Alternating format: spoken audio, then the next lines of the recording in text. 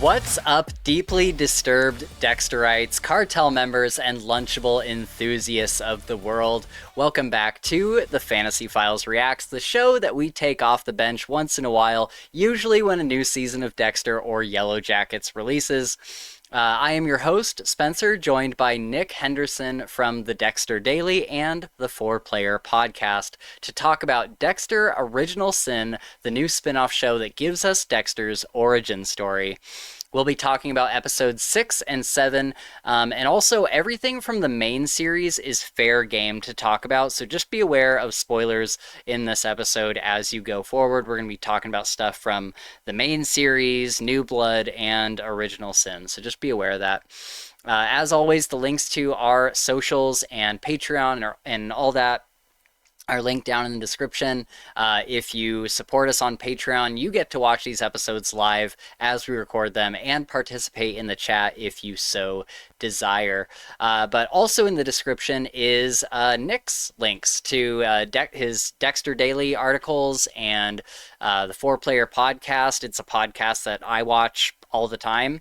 They talk about gaming and stuff, so if you're into that, go check out his links down below. But yeah, without further ado, let's talk about our favorite serial killer. John Wayne Gacy. John Wayne Gacy, that's right. You know, I did not know that he was a clown. Yeah. Is that a thing? Yeah. That's a real thing, yeah. He would dress up as a clown and kill people? He was literally a birthday Oh, clown. as his career. Yeah. No way. I don't know a ton about his story. There's plenty of documentaries out there, but I haven't quite felt fucked up enough yet to actively seek those out, because I have a feeling they're pretty bad. Right. But so I don't know how much of the killing he actually did while dressed as a clown, but everybody calls him the Killer Clown of Chicago. I think it's Chicago because he was a clown who also happened to kill people. That's so crazy. It is crazy, and it's really creepy. Yeah. But yeah. And Dude. no, he's not. I don't actually have a favorite serial killer. That was just so everybody at home knows. That's pretty fucked up. And I have a favorite fictional serial killer. Well, there are people that have favorite serial killers, even if they're not super messed up in the head. There's so many people now that are so into true crime and stuff. Dude, let me tell you, I went down such a deep true crime rabbit hole over the last year that I ended up getting a therapist. Not even a fake story. Oh shit. Yeah. I mean, it was really just I was listening to it every day. Yeah. I have 2 or 3 podcasts on rotate that I would listen to. I would seek out documentaries because I was I love watching them. I love the way they're constructed. They're so compelling. Yeah. I love them. But just the nature of the stories they're telling and the way it made me think about my own life and how shit could go wrong at any second. Yeah. It was starting to affect my mental health. So I actually have not listened to a true crime podcast in 3 months, 4 months. Not that I'm never going to again, but I'm giving myself a long break before I go back into that, and I'm not going to go as hard as I did before because damn. Well, that's kind of crazy because you actually touched on exactly what I was just about to say. Is I have friends, and especially a lot of girls that I've dated in the past were all super into true crime. I don't know why that's such a common thing. It's very common among young ladies. I don't know why. For some reason, millennial women are just super into true crime. But both my favorite podcasts that I listen, true crime podcasts that I listen to, are hosted by women. They're fantastic podcasts. And these women go deep into these stories and do thorough research, and it's fascinating, and I love listening to them. Is Ashley Flowers one of the hosts of them? She's great. Crime Junkie, and the other one I've been listening to is oh my god, it's been 4 months, so I don't even right. Hold on, I'll find it in just a second. She does another one called Dark Down East. Dark Down East. Okay, cool. Which is entirely built around focus on stories that take place in the northeast part of the country, like in Maine and New York and all that stuff. Interesting. And the wealth of stories she has to pull from just that small area is terrifying. Is terrifying. Yeah, Yeah. for sure. Um, like anytime one of those stories pops up from like the deep south or like Louisiana, you just know it's going to be like a super fucked Super up fucked. story. Super fucked up, yeah. Without Um, question. yeah, she does another podcast called Supernatural that I Hmm. used to listen to all the time, and it was like she would talk about like people reporting on like crop circles and stuff. Like this Yeah. alien came down and put a crop circle in my field and stuff. I Those are listened to always one really episode fun. of it because she obviously like promotes it a lot and whatever. And I was like, Yeah, oh, maybe I want to see if there's any like cross pollination here if I also want to listen to this. And it was a right. good episode, but Mm. it was very weird. The one I listened to happened to be about something about an event that happened in like the 1900s, like the Oh, early 1900s, where it's like a mystery to this day that has never been solved. Like meat fell from the sky over whoa. the course of this in this like 3 or 4 mile wide area in like I don't this was before planes existed, and Yeah. it was just like Oh, chunks of flesh and fell from the everybody sky. saw it. Yeah, and I was like, this is one of the craziest things I've ever heard. Go listen to it. It's bizarre. That's That crazy. fascinates me. I love shit like that. Um, That's another but rabbit hole you could go down. I know. But as far as true crime, I was gonna mention too that there's so many people I know that like for me, like I read books every day. For Hmm. them, they like listen to true crime every day. I And would if it wouldn't have such a it, well, yeah, same. Like there was a recent, like I used to listen to the Supernatural show, and then I also listened to her Crime Junkies show for a little mhm. bit. And then recently I was listening to, do you know who Mr. Ballin is? I had never heard No. of him before recently, but he does like true crime. He's like big, he has like millions of subscribers. Yeah. And I was watching because his things kept popping up in the thumbnail and the title are so enticing. Like you'll never guess what dark secret this 7-year-old has or whatever. Like Clickbait yeah, podcast title. I know, and I'm just like click on it. And He got me. He dude, got me again. Yeah. oh, he's so incredibly good at like telling the actual story that I just get sucked in and I went down this rabbit hole. It was like next video, next video, next video. And I did this for a week straight, like only listening to this. Yeah. And by the end of the week, I felt so incredibly shitty and dark and just like Negative awful. and Oh, dude, it maybe a little was, scared. yeah, a little scared. And I was just like, it got to a point where I was like, why am I feeling I'm feeling this way all of a sudden? I don't know why. And then I listened to the next episode of this true crime thing and I'm like, oh, Yeah. oh my God. And I literally had to stop. I had to unsubscribe. I had to say like, do not like show me this channel again. Got to walk away for a bit. Yeah, because I was like, I was really surprised like how much it like really affected me. Yeah. And at the end of that week I was like, no wonder like our generation is so messed up it seems sometimes, and no wonder people are so like wary to date and stuff because it's like you get I this will say this. constant feed of people being like her boyfriend turned out to be a serial killer like Yeah. I will say this. I like there are benefits to it, right? Like so I've listened sure, to like while I was listening to Crime Junkie, there's lots of things that came up and it's made me kind of think about things and it made me there's an be awareness. careful, maybe be Yeah, careful in ways that I wasn't necessarily before. So that mhm, stuff's beneficial, but yeah, yeah, you really gotta keep a lid on some of that stuff and not it overwhelm it.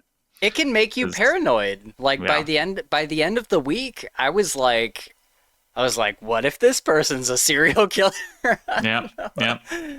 That's why I like to Crazy. keep. That's what I like to stick to the fictional stuff. Yeah, exactly, like Dexter. Yes.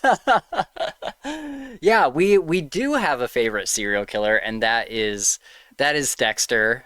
He's amazing and not amazing sometimes, but he's He's a terrible person, but a great but great fun to watch. Yeah, so much fun to watch. So I wanted to go through some general thoughts before we get into episodes 6 and 7. News is ramping up for Resurrection. Yep. We've gotten some They're cool filming. stuff. Yeah, they're filming right now. Uma Thurman is going to be in the show. Which was rumored for weeks and weeks. In fact, was it it? wasn't. Okay. Yeah. In fact, there's two. I'm not sure if you know about the other one. We're just kind of like waiting for confirmation. In fact, the Uma Thurman thing apparently wasn't even supposed to be confirmed. Deadline came out and outed him, and then Showtime was like, "Fuck it," and they just revealed it. Okay. So Uma Thurman is one, which is now confirmed, and part of the same rumor is that Peter Dinklage is cast as the main villain.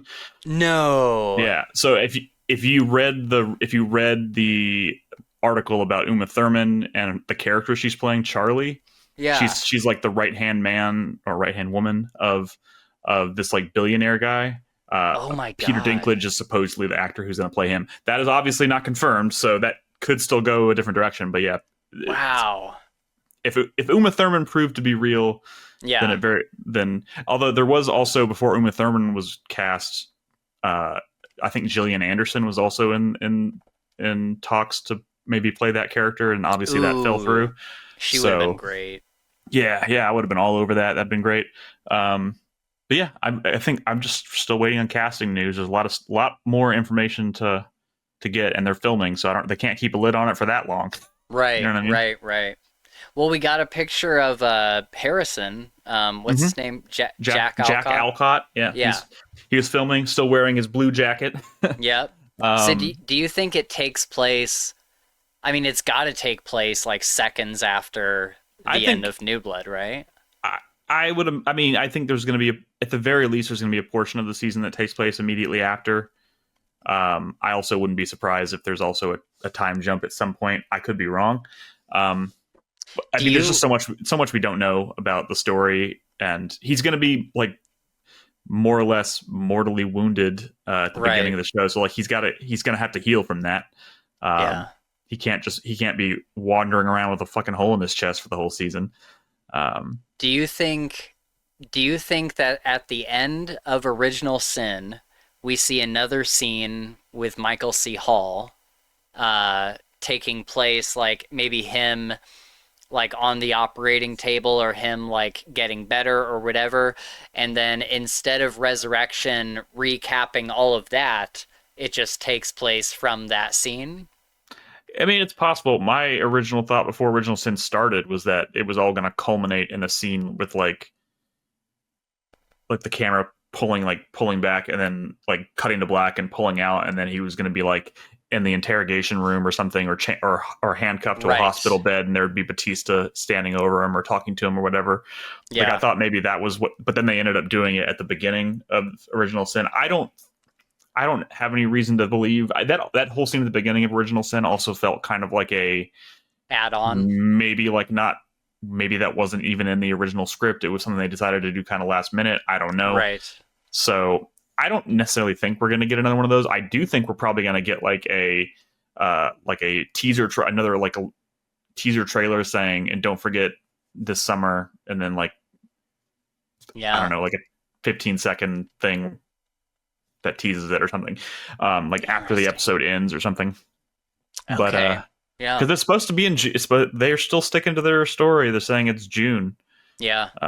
So they're about a week and a half or so into filming. Oh man. Yeah, it's getting crazy.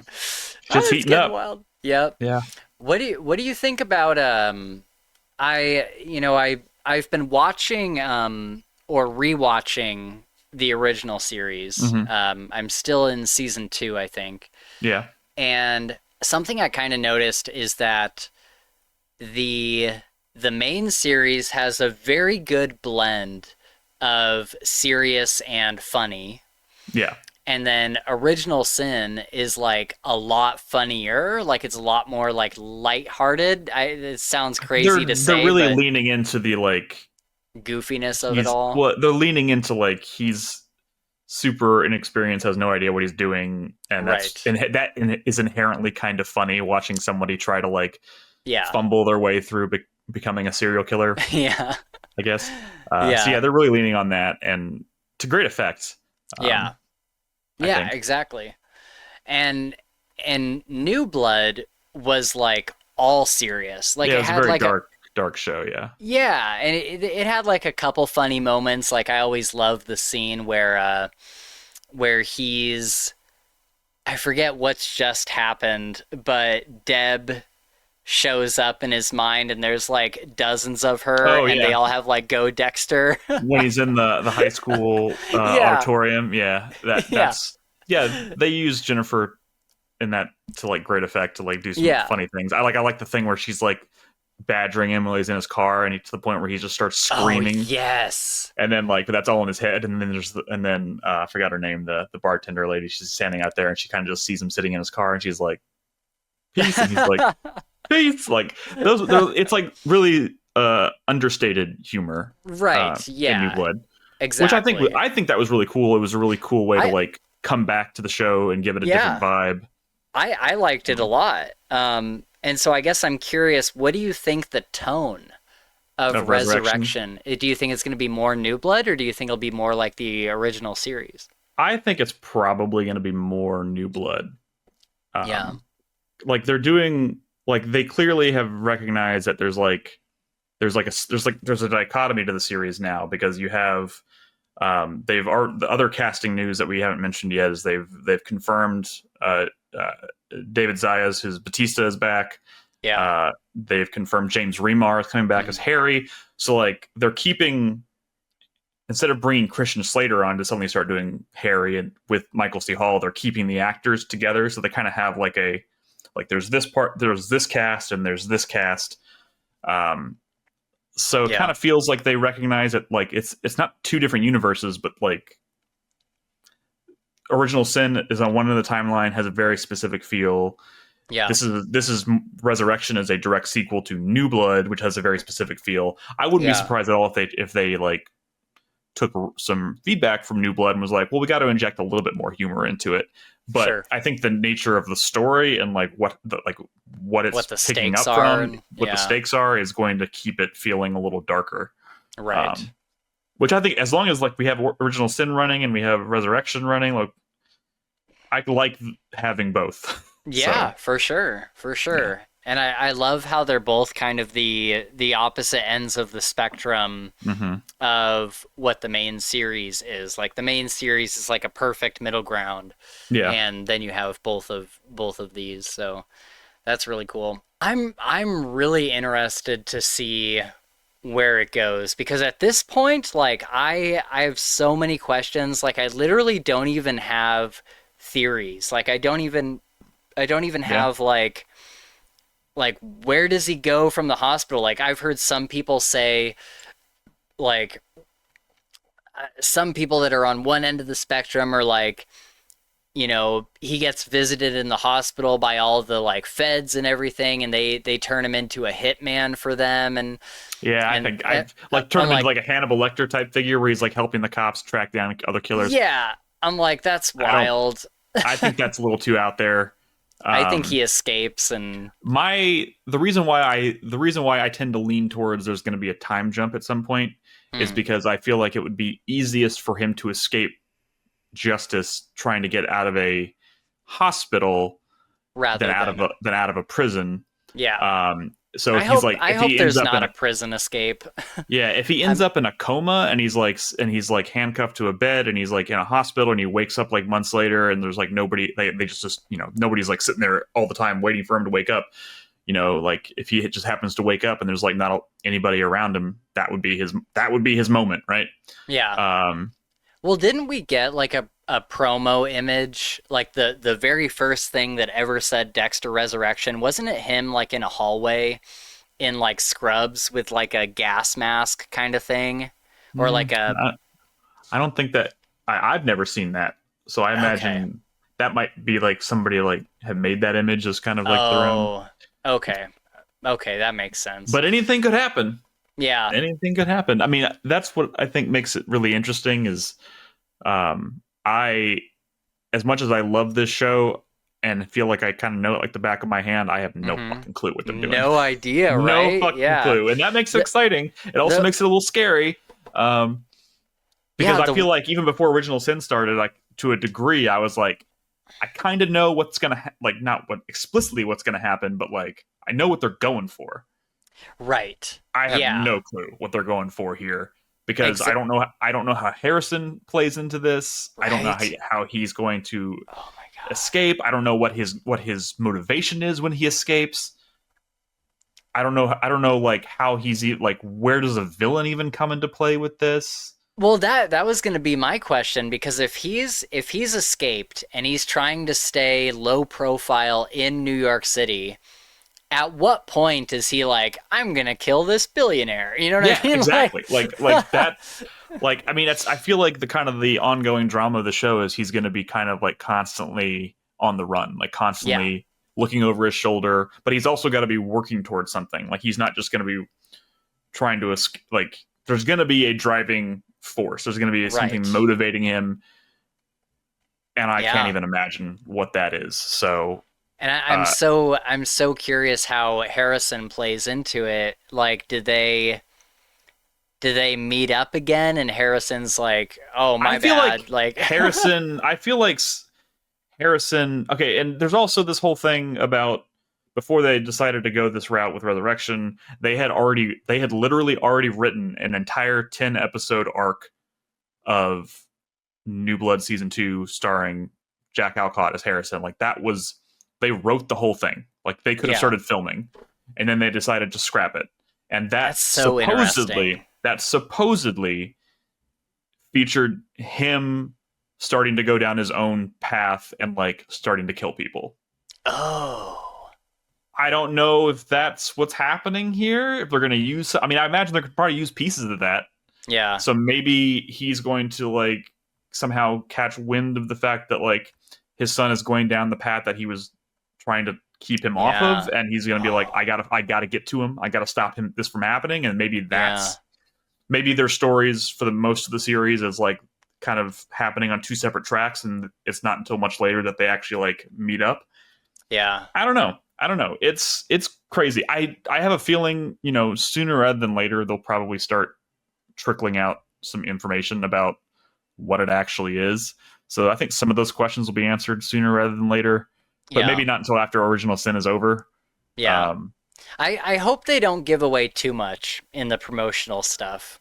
No, but the way these things tend to go, like even though I feel like I've been thoroughly surprised all along the way, like I still remember when they started talking about New Blood, like story details and casting and whatever, and like one of the first things they said was Kurt Caldwell is, this local trucker in this small town and crosses paths with Dexter.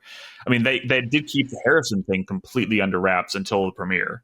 That was such an amazing reveal. Oh my God. In the room, beautiful. At the premiere in New York City, nobody in the room knew that Harrison was even part of the story. Oh. So like that moment where he's like, that moment when he's in the cabin and he turns around and he's like, "Are you Dexter Morgan?" I was like, "Oh my fucking God, this is Harrison." Like they kept that under wraps really fucking well. Oh, it's so good. It's so good. So did you know that Kurt was the villain from the beginning? I didn't know. I had my suspicions that he was the villain. Because almost all the time when they start throwing around big names playing a major character in a season, it's almost always the bad guy. Sure. We'll talk about that tonight. Yeah, we will, for sure. But so like, I remember, I'll never forget it because one of the first names that popped up for Kurt Caldwell before they had cast Clancy Brown was oh my God, why am I blanking on his name? The guy who he's famous for the scene in the movie where he's holding the boombox over his head. Oh, it's from Say Anything. Yeah, John Cusack. There it is. John Cusack. Cusack was apparently in consideration for Kurt Caldwell, and then he fell through, and then Clancy Brown. But like, I guess what I'm trying to say is, at some point they're going to start trickling out like character detail. Like they already told us who Charlie is, Uma Thurman's character, and how she relates to another character whose name is mentioned. And I'm sure when they cast whoever that is, Peter Dinklage or whatever, they'll probably talk about who he is, and you'll eventually start to kind of like piece together kind of like the 10,000 foot view of what the story is. And then when they eventually release a trailer, it'll probably start to make a little bit more sense. But they have been more or less pretty good at keeping this stuff under wraps. Like, again, all the way up until this week, until last night, 24 hours ago, we didn't know who the villain of this season. We're 7 episodes deep, and we didn't know who the villain of the season was, and now we know. Yeah.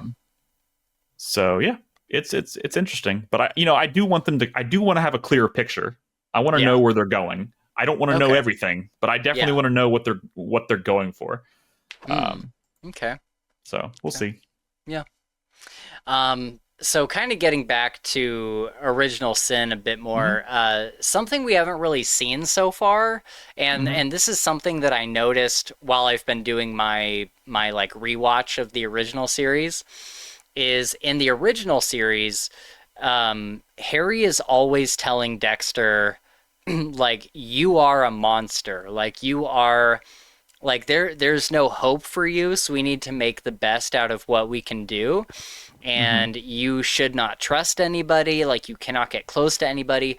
And we've seen Harry tell him like, no, you don't actually have any like real like loving feelings for your sister, or you don't have any real feelings for this person. They are a device to you.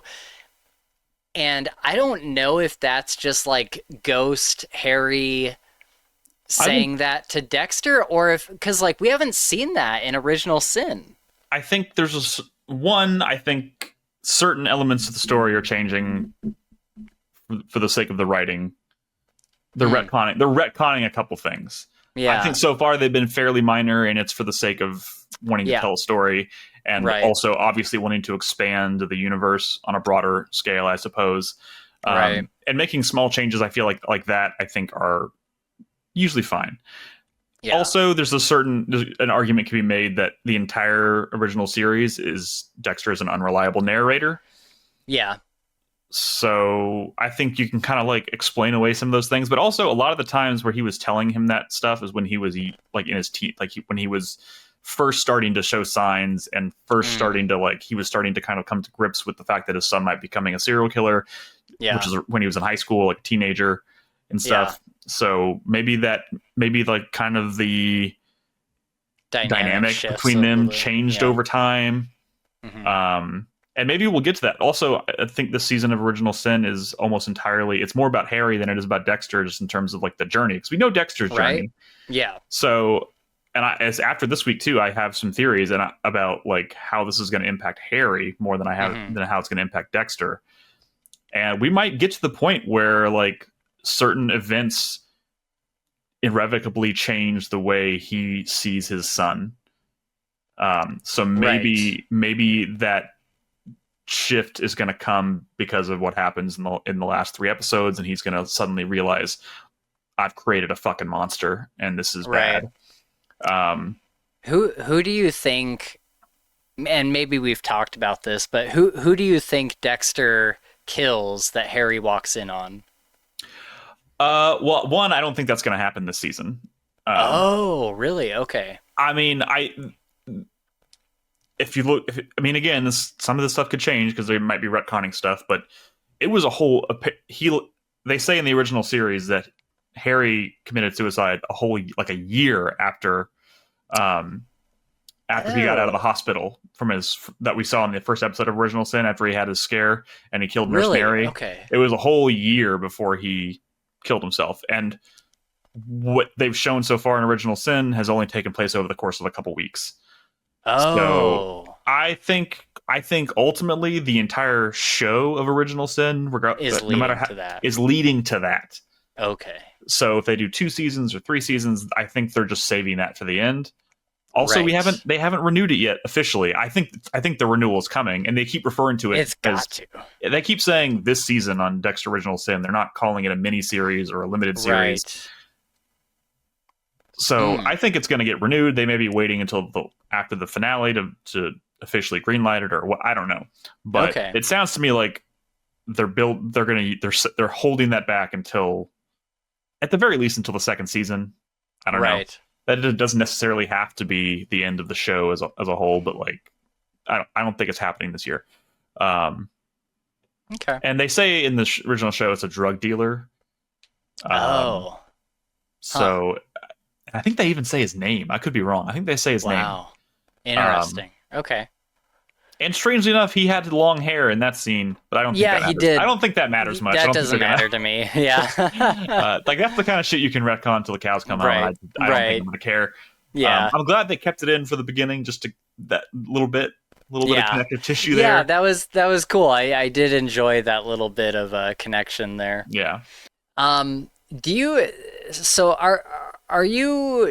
pay attention to like who was the director on this episode, or who was this on this episode? Like, do you pay attention to that stuff? I do. I don't necessarily have a encyclopedia like knowledge of it. Sure. But I definitely when I pay attention to it, and like that's also like before they start filming these seasons, part of like the kind of like their cycle has always been like announcing which directors are returning to do it or are being right. Yeah. And certain episodes, like there are certain episodes where I'm like, I wonder who wrote this, and I look it up, but like I don't know them all by heart or anything, but I definitely pay attention to it. Do you know if episode 7 had like a different writer than who's been doing the rest of the episodes? Because it felt wildly different to me. Really? So I will say, okay, this is IMDb I'm looking at here, so I don't know how accurate this is. Sure. According to this, it was written by Clyde Phillips. Oh, okay. But it was directed by Monica Raymond, who is a new director for the series. She's directing like 3 or 4 episodes this season, and she's also coming back to direct episodes of Resurrection. They just announced. Okay. I wonder. I'm trying to figure out how many. Because I wonder if it would be more of like a directing thing, because some of the episode just felt like she directed 3 episodes. She directed Miami Vice. She did episode 3, 4, and 7. It looks like. Ooh, that would make sense, because I didn't really like episode 4. Fender Bender. Yeah, and like I liked episode 7, but it just felt very I don't know how to explain it. Like some parts of it were like really fast paced, and I was like, wait, slow down. And like some other parts were just like, I don't know. I think technically speaking, I feel like maybe it might be the weakest episode of the season. Might be. Yeah. And I think there was a couple moments where they were just like being a little too handholdy. Yeah. Yeah. But I don't necessarily think that comes down to the director. It comes down to just kind of like the general strategy of, telling the story and trusting the audience kind of thing. Like, I don't necessarily think that was a decision the director made in the moment. I could be wrong.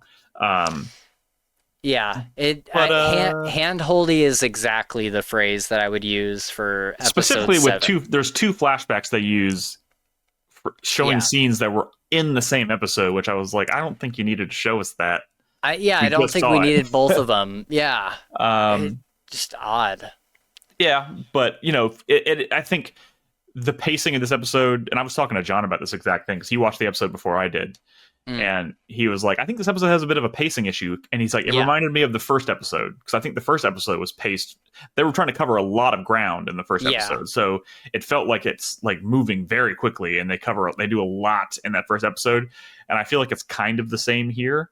Mm-hmm. But I don't think it is a detriment to the story or the season. I just think it's just maybe it's a little rough different around the edges in some spots.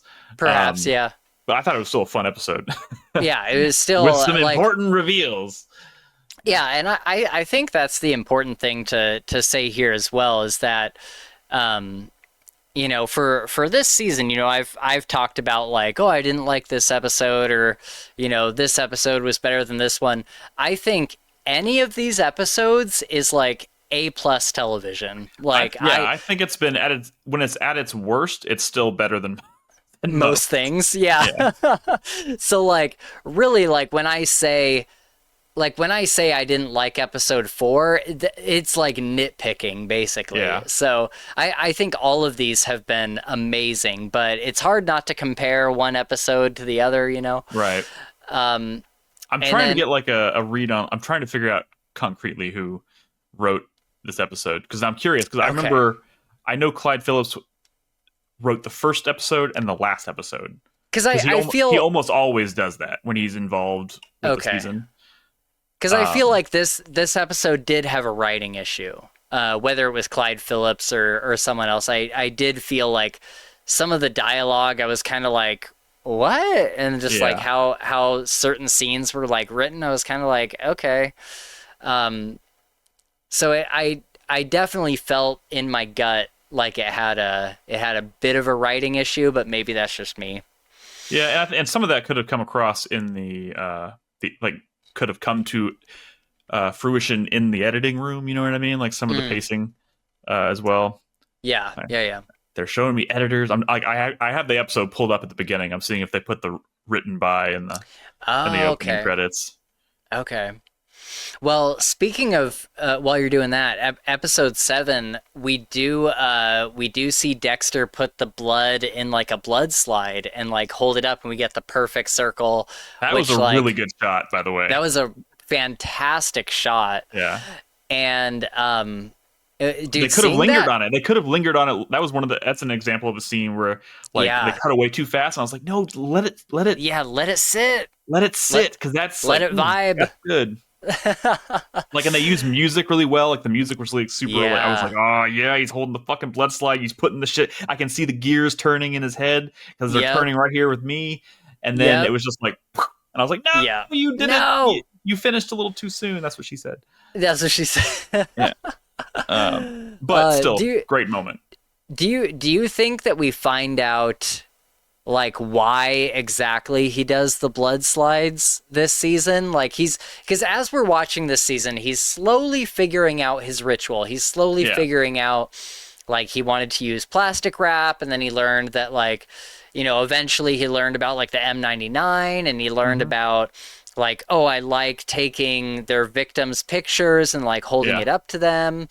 And so he's slowly figuring this stuff out. Do you think that we figure out why he does the blood slides as trophies? Because up until now, his first kill, he kept the earrings. I think absolutely. And then he hasn't kept any other trophies. I think the kill, the final kill of the season, I think is going to be his first blood slide. That's my theory. And I think they started the season by showing him taking trophies and fucking it up. Yeah. Because they wanted to eventually build up to him finding what he actually uses. But yeah, I have a feeling his first blood slide is going to be well, you know, we'll talk. Yeah. We'll talk about it. Awesome. Okay. I'm not seeing. Cool. I'm not. They don't. They didn't put the. I don't see the writer listed here. Okay. I'm trusting what IMDb says. It says Clyde Phillips, James Manos Jr., who is really just an executive producer, and has writing credits, I think, on most episodes. And it says Jeff Lindsay, who is the writer of the books, and I think they have to do that contractually. Yeah. So Clyde Phillips appears to be the writer according to IMDb, but I might be wrong. Okay. Yeah. There was just definitely some. There was some scenes where like the dialogue was kind of like, I was like, oh, that was kind of like weak dialogue. And then there's certain scenes, like we'll talk about it when we get to episode 7, but there were certain scenes where I was just like, the way this scene, like how it plays out, the way that is written, like not necessarily the dialogue, but just like the way everything plays out. Yeah. Is kind of cringe, and and so I'm like, I don't know. It happens every once in a while. It does. It's okay. Let's talk about episode 6. This is the Joy of Killing. Joy of Killing. And this is the one that you were telling me about when we did our last episode. You're like, watch the scenes for next week because Nikki gets taken. Yeah. And that was a great scene. At the beginning of the episode, like they're in the garage and he comes in the full bodysuit and he like knocks her out. and then While takes he's the playing kid. his Game Gear, he's like, He's you hear playing his, yeah. Sonic music playing, and as he's like knocking his mom out. Right, exactly. Right. And so it's then interesting to see him later be like, can you identify anything? Can you identify like his shoes or anything like that? And it's like, Like now, you, knowing what we know now, it's painting a lot of these interactions in a very different light. yeah, and it's like, you know that she couldn't, like, Yeah. And it's all an act. And you know, in my conversations with, because usually John and I will text each other like right after we watch the episode and talk about stuff, and he was suspicious of Captain Patrick Spencer, Dempsey. Yeah. almost immediately after watching episode 6, and I was like, I am also suspicious. I don't know if he's like my number one suspect, but I definitely am suspicious of him. And part of it had to do with just kind of like his general behavior, considering what all was going on. Like he went between being very, very angry to being remarkably calm to like even being at work, to then shifting and suddenly being a very like seemingly loving husband to this woman who he admits has been having a 14-year affair, which, by the way, dude, that's crazy. New theory, huh? And we'll talk about theories, I'm sure, right? Yeah. That was a very important line, because we don't know what Spencer's motives are yet. Sure. I was like, before that episode, I was like, if he's involved, I think it's very personal. Like, I don't necessarily think he's like some psychopath or he's like working for a drug cartel or whatever. Right. I think it's very personal. I think it has to do with his family. Yeah. I think that was a very calculated line that they threw in there when he was like, "You've been fucking my wife for 14 years." And then we meet Nicky, and that boy looks 14 years old. Oh. I don't think Nick is his actual son. Well, that's what I heard somebody else bring up as well, but I think the blood matches. The blood is the same. I mean, it's A positive. That's all they specify, is that they're both blood. At the end of episode 7, he talks about the blood tests, and they both came back A positive. Yeah. But I could be wrong. I could be wrong. Maybe he doesn't. It would be a great twist. It would be. I feel like he is. I feel like his motivation is probably coming down to he's doing this to get back at his ex-wife, and he probably doesn't even feel very loving towards his son because it's not his son, and that he looks at his son and all he sees is that guy who's been sleeping with his wife for 14 years, and he's doing all this because he's just fucking lost it. That's my theory. I could be way off base here. And everybody, whenever I say that, people go like, well, then why would he kill the judge's son? I was like, you kill the judge's son for 2 reasons. You kill the judge's son to blame the cartel and make people look in one direction while it's actually you doing it. And 2, it gives validity to the danger, the stakes, when you do turn around and your son disappears and you're trying to, like, if he's doing it to like torture his wife, to like get back at his wife, imagine how distraught she's going to be knowing that the last person who was kidnapped was brutally murdered. Yeah. Those were my theories. Well, that's just kind of where I'm at the moment. Well, you know why he killed the judge's son, I bet, is because I bet that was the judge that proceeded over their divorce. That's also possible, yeah. And do we even know that the divorce didn't go his way? Yeah, they're totally divorced, right? I mean, I don't know. I feel like it's almost implied that, like, maybe, I mean, I don't know if they've ever explicitly said it. I mean, it would make sense. You would think they'd be divorced, but yeah, because didn't she say it's his house and isn't they're the new living guy? Didn't she say the new guy is her fiance? Oh yeah. She did. Good catch. Yeah, that's definitely possible. It could be the judge that presided over their divorce. Yeah. I like that theory. Yeah, and maybe the judge didn't let it go his way very much, because if she got the house and all this other stuff, maybe that's he's possible. Holding a bit of a grudge. And then there's also the other part of this. He seems to be really gung ho about like if it's not if the motivations aren't personal, which I think they probably are, but if they're not, if they're going a completely different direction, he seems awfully interested in they talked a lot about like they're trying to put pressure on these members of the cartel, talking about like trying to get them to talk by giving them by like reducing their sentences or that was just part of their strategy for trying to get information. And I was like, is he being manipulated by the cartel to like, well, that's dirt what on I him wonder. Or something? Did you watch the scenes for next week for episode 8? Yeah. So one of the final things in that was the safe house. Yeah, they're like, somebody saw Nikki near a cartel safe house or whatever they said. But I think he's planting all of this to make everybody think this is the cartel. For sure. Yeah. So okay. I see. I think, and honestly, like, there's a scene. Now we're speculating, but like, there's a scene in the preview for the next episode where it shows like all the police in a house and there's like dead bodies everywhere. And I was like, this is most certainly the safe house. And I'm almost certain that like something goes wrong and the police end up shooting everybody in there. And I would be willing to bet that Captain Spencer does something to make that shit go wrong. To like, just make everybody, so like everybody's dead. So nobody can like, just, make his poke holes in his story. I must have missed this. So there's a scene where all the cops are dead? No, there's a scene where they're in what I assume is the drug safe house. Oh, okay. And there's dead bodies everywhere, and the police are just like, well, this is fucked. It looks like they like stormed the place and ended up shooting everybody in the house, which I'm assuming was not the plan. But like, I think it might be Spencer's plan because he's gonna like plant the seed that like Nikki was spotted at the safe house. They're gonna rush the safe house. He's gonna make shit go wrong. They're gonna shoot everybody, and then nobody can like poke holes in his story about them having his son. So he's like he's pulling all the strings to make it look like the cartel is the one behind all this, which makes him seem like, is it personal or is he actually a psychopath? I don't know. It seems very manipulative, but I'm like, I'm really fascinated to see where they're going with it. But I'm getting way ahead of myself. We'll talk about it. We'll talk about it in episode 7. So back in episode 6, I love this quote from Deb, where she's like trying to get him like dressing nice for their double date.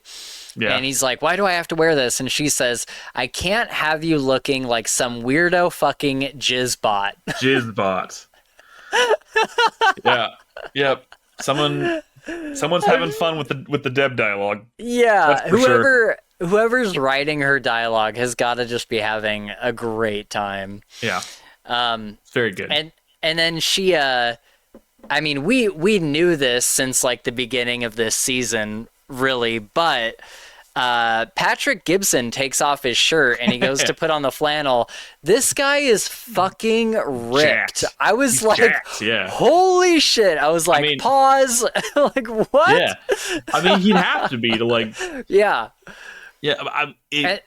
And like, we knew that Michael C. Hall was ripped too, but I was just like, dear Lord in heaven. I'm like, he is ripped. It did take me by surprise. My wife and I were watching it, and we both just did like a whoa. Like, whoa. And we looked at each other like, damn.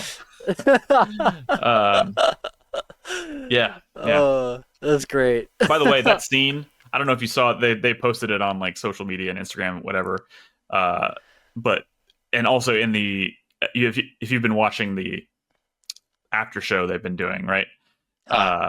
The with Jamie Chung and interviewing. Yeah, I've been watching that. Yeah. On Molly Brown's episode, she talks about it. The funniest thing that happened on set was Patrick Gibson like slid and like flew into a door frame and like they had to call it. They had to call the medic or whatever, and the set medic came in and was like, "Were you doing a stunt?" And he was like, "No, I was walking through a door." And they decided to post the actual behind the scenes footage of it. I don't know if you saw it. So I haven't seen. Where do I watch it? It's on Instagram. I'll see if I can find it. I sent it to John. Send it to me. Yeah. But it's like it's them watching the replay on like the set camera. Right. But yeah, that scene where he's rushing into his room like while she's digging through his closet, he like turns the corner and just boom. It looked painful. Oh my god. Really painful. But yeah, I'll see if I can find it and send it to you. That's so great. I love that. So then I love they're setting up this double date and everything, and then they're leaving, and Harry asks Deb, he's like, when do I get to meet this Geo fella? And her just like facial like acting and everything was so, she said this so like deadpan, or not deadpan. At first it was like really exciting. She goes, oh, and then she like goes completely flat. She goes, never. Yeah. Like, I love that. Just that I like rewinded that moment because I was laughing so hard. She's like, never. I feel like every episode she has at least one line where it's like, I love the delivery on this line, or I love this facial expression. One of my favorites from this episode, it's not a line, it's during the double date when they first meet up at the restaurant, and he meets Geo and he says, nice teeth, and you can see Deb in the background and you can just see the horror on her face of like, oh no, he's doing it. He's doing the thing I told him not to do, and it's so good. I gotta go rewatch it. Yeah, I literally I messaged you while I was watching this scene for the first time. I sent you a message on Twitter, and I was like, I can't do this. Like, my wife and I paused this scene about 4 times because we could not get through it. It was just so cringe. Oh my God. We never do this because we were eating dinner while we were watching, and we usually wait till the episode's over and then we like do dishes and whatnot. She was like, pause. She's like, you want to do dishes? And I was like, yes, let's do dishes. We did that because like we gotta give ourselves a break. I think this double date scene will go down in history as maybe one of the most amazingly awkward, hilariously awkward moments of the entire series. And the first thing that comes to mind prior to this, and I still can't really get through it, it's a lot shorter than the double date scene, but in I think it's the first season of the show. They do a double date with Rita and... Oh, that was pretty awkward, but no, I was specifically thinking about where it's the first season. She gives him a blowjob, and then he knows, okay, I need to reciprocate, but he doesn't really know how, so he ends up he goes to Blockbuster to rent a video to like try and get her in the mood or something, and he comes home with Terms of Endearment, and they're watching Terms of Endearment together, and she's just like bawling, and he's like, now's my chance, and he starts to go trying to go down on her while she's bawling her, like crying her eyes out. And every time I watch that, I'm like, oh my God, if there was a list of things that you could do as a strategy here, this would be the last fucking thing. And I was like, this is it. This is worse than the Terms of Endearment moment for me. I totally, I remember it now, but I totally forgot about that. Ooh, it's bad. I remember, it's so fucking funny. Good. It's so good, but it's so oh my God. Yeah. Oh, do you remember? Both of those moments are linked to him, but the double date and that moment are linked in a way to him getting oral sex. Which I think is pretty funny. Turns out Clyde Phillips is pretty good at coming up with hilarious oral sex scenarios. Yeah. Oh God, that is so fucking funny. I have to go find that episode tonight and watch that. It's like 7 or 8 in the first season, I think, because it's whatever episode. She gives him a blowjob on Halloween. Yeah, and she's dressed up like Laura Croft. Yeah, and I think it's like great. A+. Then the next episode or something like that is when it happens. Yeah. I remember the first thing that my friends ever told me about Dexter before I started watching it. They're like, start with season 1 and just pay attention because each season Rita gets progressively hotter and hotter. And I was like, okay. She absolutely does, which is great because like her arc is like she gets more and more confident. Which Dexter is like unintentionally responsible for, which is kind of the beauty. Like he's giving her confidence and making her, like giving her the confidence to become. She feels sexy again, fulfilled and sexy and all that stuff. And I was like, and he's like not necessarily doing it intentionally, but like, it speaks to his character. Like he wants to do that for her. Right. And I think that's great. I love Rita's arc. And I even, as much as everybody hated. Now we're getting off topic, but it's fine. Her final scene in the show, which is the first episode of season 5, which is all flashback, is so perfect. if you recall, because like Can you remind obviously it's the episode where he's like obviously like reeling from her death, grieving, and he's thinking about their first date together, which was also pretty damn awkward. Oh yeah. And then she calls him the next night, and she's like, he's realizing she still wants to see him, and he's literally in the process of dumping a body. And right. And then their last interaction on the show is something like, he's like, "Oh, I'd like to see you too." Oh, she tells him that she has 2 kids, and she's like, I kept that from you because I didn't know how you'd feel about it. And he's like, "Oh, I love kids." And she's like, "Oh, okay." And then she makes her want to like, "Oh, well, I'd love to see you again." And he's like, "I can do that. I'd like to see you again." And then she's like, "Okay, goodbye, Dexter Morgan." And he's like, "Goodbye, Rita Bennett." And then like, and I was like, "Oh my god, this shit makes me cry." Heartbreaking. Oh my god, every time. Dude, so good. I am loving this rewatch of Dexter that I'm doing right now. Like I said, I'm like near the end of season 2, but great season. Just like everything with Original Sin and New Blood and everything has made me appreciate the main series like so much more. Yeah. And yeah, it's been fantastic. It's been fantastic. So I can't wait to get to that. It's going to be heartbreaking, but it's some of like the best television ever. Like season 4 is obviously everybody's favorite season, and everybody talks about it, and it rightfully so. It's an amazing season. Yeah. And most people don't love season 5, but the first episode of season 5, which is the one where he kills the guy in the bathroom with, it's one of the best scenes in the entire show. Not only is that one of the best scenes in the entire show, I love that episode. I think it's one of the most beautifully poetic episodes of the entire fucking show. Yeah. I think it's honestly my favorite episode of the whole show. And that's the first episode without Clyde Phillips. Wow. Which is crazy. Like, Clyde Phillips, I think, has the most consistent influence on the show, where like his influence is felt, and like people tend to trust the show more when he's involved. But this was somehow the first episode, like literally their first time back without him there at all. And they're doing their own thing. And somehow they managed to make, in my opinion, one of the best episodes of the whole fucking show. What's the episode where is it that episode where he has to tell Rita's parents that she's dead? Yeah. Where he was wearing the Mickey Mouse ears? Yeah. Yeah. It's that episode. Ooh, it's the episode with the Mickey Mouse ears.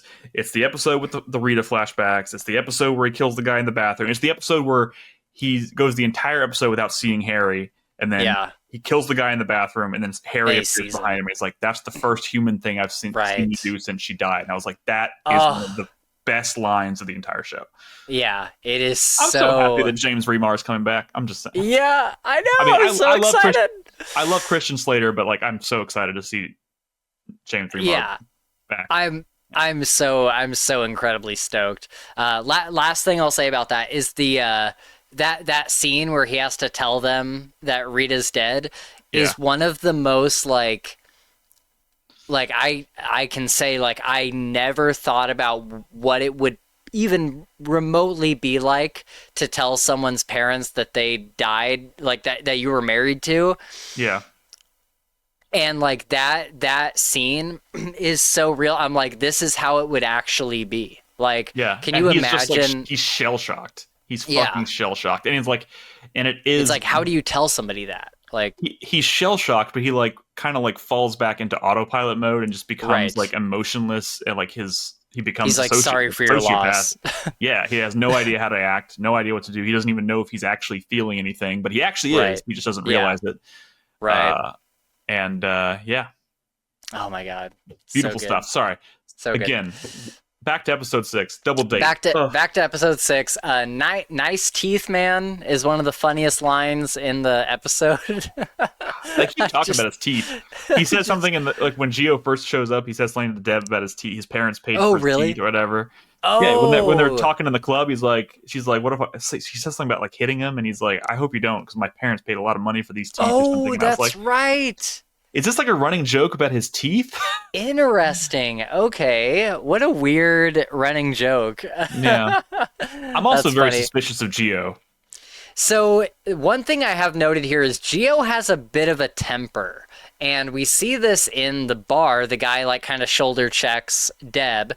And, you know, I'm sure if anybody shoulder checked your girlfriend or wife or whatever, you'd probably have a few words to say to them.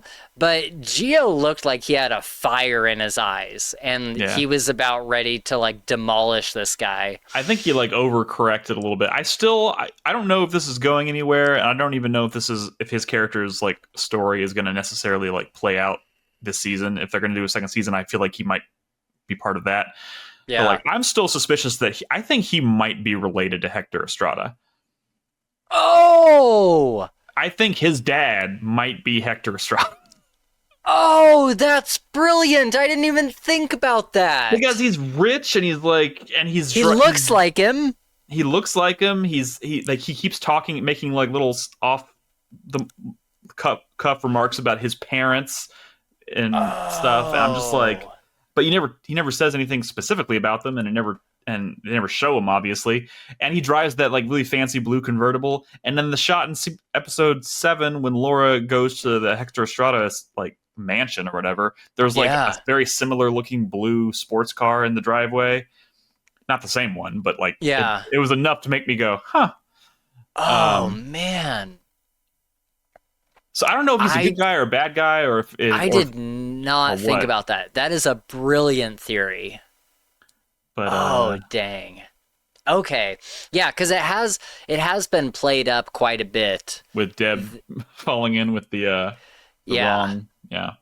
And it's been mentioned several times, like this guy has like super rich, wealthy parents, like super like high status parents. Yeah, and I remember at one point when they first started talking about the show and we didn't know anything really about it, and I was just kind of like trying to imagine what the story would be and like what scenarios they would put him in and stuff, and I was like, I wouldn't be surprised if like Deb gets involved with like someone who is not good for her, and Dexter ends up, unbeknownst to her, like taking him out.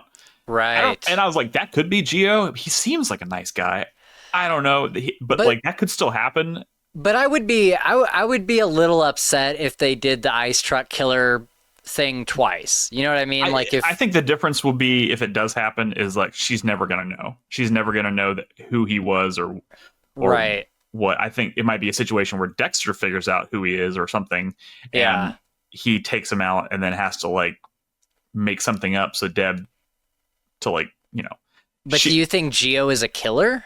I don't know. He seems like a really genuinely nice dude, like a normal dude. Right. He's given me vibes. We've talked about this. Like the one suspicious thing about him to me is that he's like clearly a little bit older dude, and he's like totally fine dating a high school senior. Right. Which, you know, there are some weirdos out there who do that. It's creepy. Well, I'm kind of like, is that like a 90s thing? It might have been less. It might have been less taboo, I guess, back then. And maybe he is just out of high school or something. He certainly looks a little bit older. I don't know. Interesting. I don't know. It's a little weird. It's a little sus. Yeah. But outside of that, he seems like a nice genuinely fella. nice. He's got nice teeth. Yeah. He's got nice teeth. The next note that I have here is Sophia blows Dexter in the bathroom. Oh my god! And the funny thing is, like, great scene. He inadvertently, like, because she like, he's like doing what he saw. He was stalking Levi Reed and kind of watching him do his thing. And the he's darts like, thing, So he's kind of imitating that. That's my favorite thing about the character, is that he kind of like learns everything about being human from like watching killers. Yeah. And I thought it was great. And then he kind of like starts to turn the tide back over towards getting Sophia on his side. And then he like puts his arm around her. He's starting to get confident. And she starts like, she moves his hand and like puts it on her breast. And he's like, oh, gotta remove myself from this situation. And she like takes it as an invite to follow me to the bathroom. Oh, yeah. I see. Okay, I see the line of oh my god. And he tells her, you might want to wash your hands. Oh, God, that was so funny. I just rewatched this last night, and I forgot about that line. And then she says, like, I'm not going to be using my hands. Yeah, it's so good. And then Michael C. Hall chimes in with the, like, okay, this is not so bad. I was Yeah, like, he's like, dating was actually kind of fun. Like, yeah. I was like, that's nice. He's like having yeah, that kind of a human moment where he's like, oh, this is actually okay. right. Yeah, it's so good. They take the car to the beach, the Tiffany or whatever. They Yeah, take her car to the beach. That was kind of funny. they steal her car. He hotwires and steals her car. Yeah, that was another thing is It's a like hell of a prank.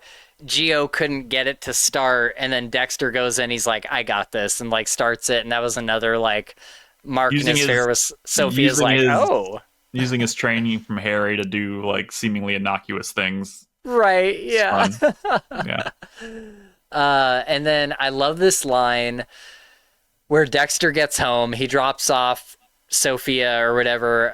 I forget exactly how that played out, but he pulls up into his driveway and he's like, dating was fun, but it was also exhausting. Yeah. And I'm just like, tell me about it. I'm like, That's the currently, realest thing you've ever said. I know. I'm like, currently, I am single and I am like dating here and there, and every single time I am just like so exhausted by it. I'm like, I'm just so It's a like, process. yeah, I'm like so exhausted from like the dating rat race. And so when he said that, I was just like, I hear you, dude. Like, I'm with you. Dexter is successful because it appeals like he's coming at very he's so relatable aloof. concepts. He's coming at very relatable concepts through a very fucked up lens. And Right. that's kind of the magic of the show. So yeah. Right, exactly. So then we get a flashback to Doris or to Laura and Harry. Mm-hmm. And she's like, I never thought that I would be the other lady. That's in this episode, right? Yeah. Where she's like, I never thought I'd be the other woman. She's not feeling great about her role in the whole Yeah, triangle thing. Yeah. exactly. And she's like, I want to get out of here and all this stuff. And then Harry's partner comes through the door and he's like, hey, you got to go. And Harry's like, hang on a second. And he's like, no, it's Doris. Like, she's having your kid right now. Yep. And Harry's like, oh my God. And he like runs to the hospital. And then Doris tells him, you know, he holds Deb and he says that he wants his partner to be the Godfather. Godfather, yeah. Which I feel like is going to somehow end up being a very important detail. I don't know why. It's got to connect somehow, right? Yeah. But actually, I can tell you, it probably will play a big role because, I mean, Harry is eventually going to die, and Doris is already dead. So, but then again, I think it's hinted at in the original series that something happens to Bobby. I don't know. Yeah, because I was gonna say, is he in the original series? He's not in the original series, but I remember there's a flashback where Harry is talking about his partner who was murdered or killed on the job. Oh, okay. And I think they said his name was Bobby. I think. Oh, okay. I could be wrong. But it sounds like something happens to Bobby while Harry is still alive, so I could be wrong. So he's holding Deb, and Doris says it needs to stop. Like, you need to stop seeing this other woman. That was a revelation. Like the fact that Doris knew about the affair, is more privy to what's going on. I was like, I was not expecting that at all. Me neither. Yeah. That was like, okay. And he tells her it'll never happen again. It's over. And then he's holding the baby, and I was looking at this baby. Like, I was watching this last night. And I was like, "Is that baby AI?" I'm like, "It looks like AI." Or like, I don't think it was AI. I think it was definitely not a newborn baby. Right. Like, I don't think that wasn't a real baby, right? So I think it was a real baby. Somebody pointed out to me, because I don't have kids, so I don't know this shit. But somebody pointed out to me that newborns don't smile like that. Yeah, I was gonna say, this baby's smiling and stuff. Like, I've never seen that. Like, apparently, when a baby smiles for the first time like that, it's a milestone, right? So it's not something that happens in the hospital right after they've given birth. But it's a TV show. Obviously, there's rules for using children under a certain age for certain things. So you think it was a real baby, though? I do. I think it was real. I mean, maybe I need to go back and look at it again. They've used it looked very polished. They've used looked fake very babies filtered before. They've used fake babies before. Yeah. Most notably in season 8, when it shows him holding Harrison for the first time, they used a fake baby, and everybody noticed. Like it was like a doll, like a fake baby. Right. Okay. So, Interesting. I mean, maybe it is AI. I don't know. I hope funny. not. Yeah. So Dexter is stalking Levi, and for the first time in hit by an original ice truck. You forgot about the ice truck. Did I? Did he almost get hit by an ice truck? Wait, you missed that? I guess. When he's going in, he's following Levi at the very I remember him like going through the crosswalk and being like, "Whoa!" But I didn't know it was an ice truck. It was the same ice truck that Brian drives in the first season of the show. It was an Easter egg. It was like the Miami ice truck thing. Yeah. Do you think Brian was doing it way back then? No, okay. I just think it was an Easter egg for people to go. And everywhere, people were like, "Oh my god, it's the ice truck! It's the fucking ice truck!" That's so funny. Yeah, I mean, it was just a really clever little Easter egg. I gotta go back and watch that. But while he's stalking Levi Reed, for the first time, it's Michael C. Hall saying it, but we get "Tonight was the night." Yep. And I was like, "Let's go! Like, let's go! Let's go!" So yeah, I thought that was fantastic. And then I'm forgetting his name, but Dexter runs into the cop that he's been friends with outside of a gay bar. Yeah. Why am I? I hope that's the proper term. I don't know. Yeah, a gay bar. Okay. Yeah. Okay. I just want to make sure. Why am I forgetting his name? Because I was like, every time I see this character on screen, I'm like, I really like him, which makes me think he's gonna die. And he's getting a lot of screen time, which makes me nervous. But like, I really like him. I do too. Clark Sanders is his name. So yeah, he runs into him outside the bar, and they have this moment where he's like, "All right, well, hey, have a good night," and like keeps walking. And I know we're jumping ahead to episode 7 a little bit, but since we're talking about it, I love the moment in episode 7 where they meet in the hallway, and he's like, "Hey, can you just like not tell anybody about that?" And Dexter's like, "Yeah, sure." And he's like, I feel like I can't like tell anybody at work, and like that's where I'm able to be like my real self. They're having a moment where they both feel the same way about two very different things. Yeah, exactly. Yeah. And Dexter's like, yeah, like it doesn't matter to me. Like, he empathizes with him whether he realizes it or not. And I think Dexter really likes Sanders. Yeah, me too. I think he's somehow inadvertently formed like a friendship with him. Yeah, and I think that's for sure. I think it's really cool, and they keep having these really touching moments, like when they both help about his brother, and and then when they both got together to help lift that body onto the stretcher, and then this moment, and I don't know, and in that moment, like you could tell, it's what I love about it is like he may be a serial killer, but in that moment you can tell Dexter doesn't give a shit that this guy's gay. Because why would you care? Right. it's like he's not he's like not human, but somehow at the same time he's the most human you could possibly be. Right. Like that's the thing that's so interesting is he's so far removed from like what society at the time says that he should be like, you know what I mean? Like he's so far removed from like the prejudice of everyone else. He's gone so far around the circle that he's ended up back at the beginning. Yeah, and he's just like, yeah, it doesn't affect me in any way. Like, why would I care? Like, it's such a refreshing, just like awesomely human moment. I really, really love that. It's scene. Like it's where it just makes you realize that this you may like this serial killer more than a lot of normal folks because he doesn't have any prejudice.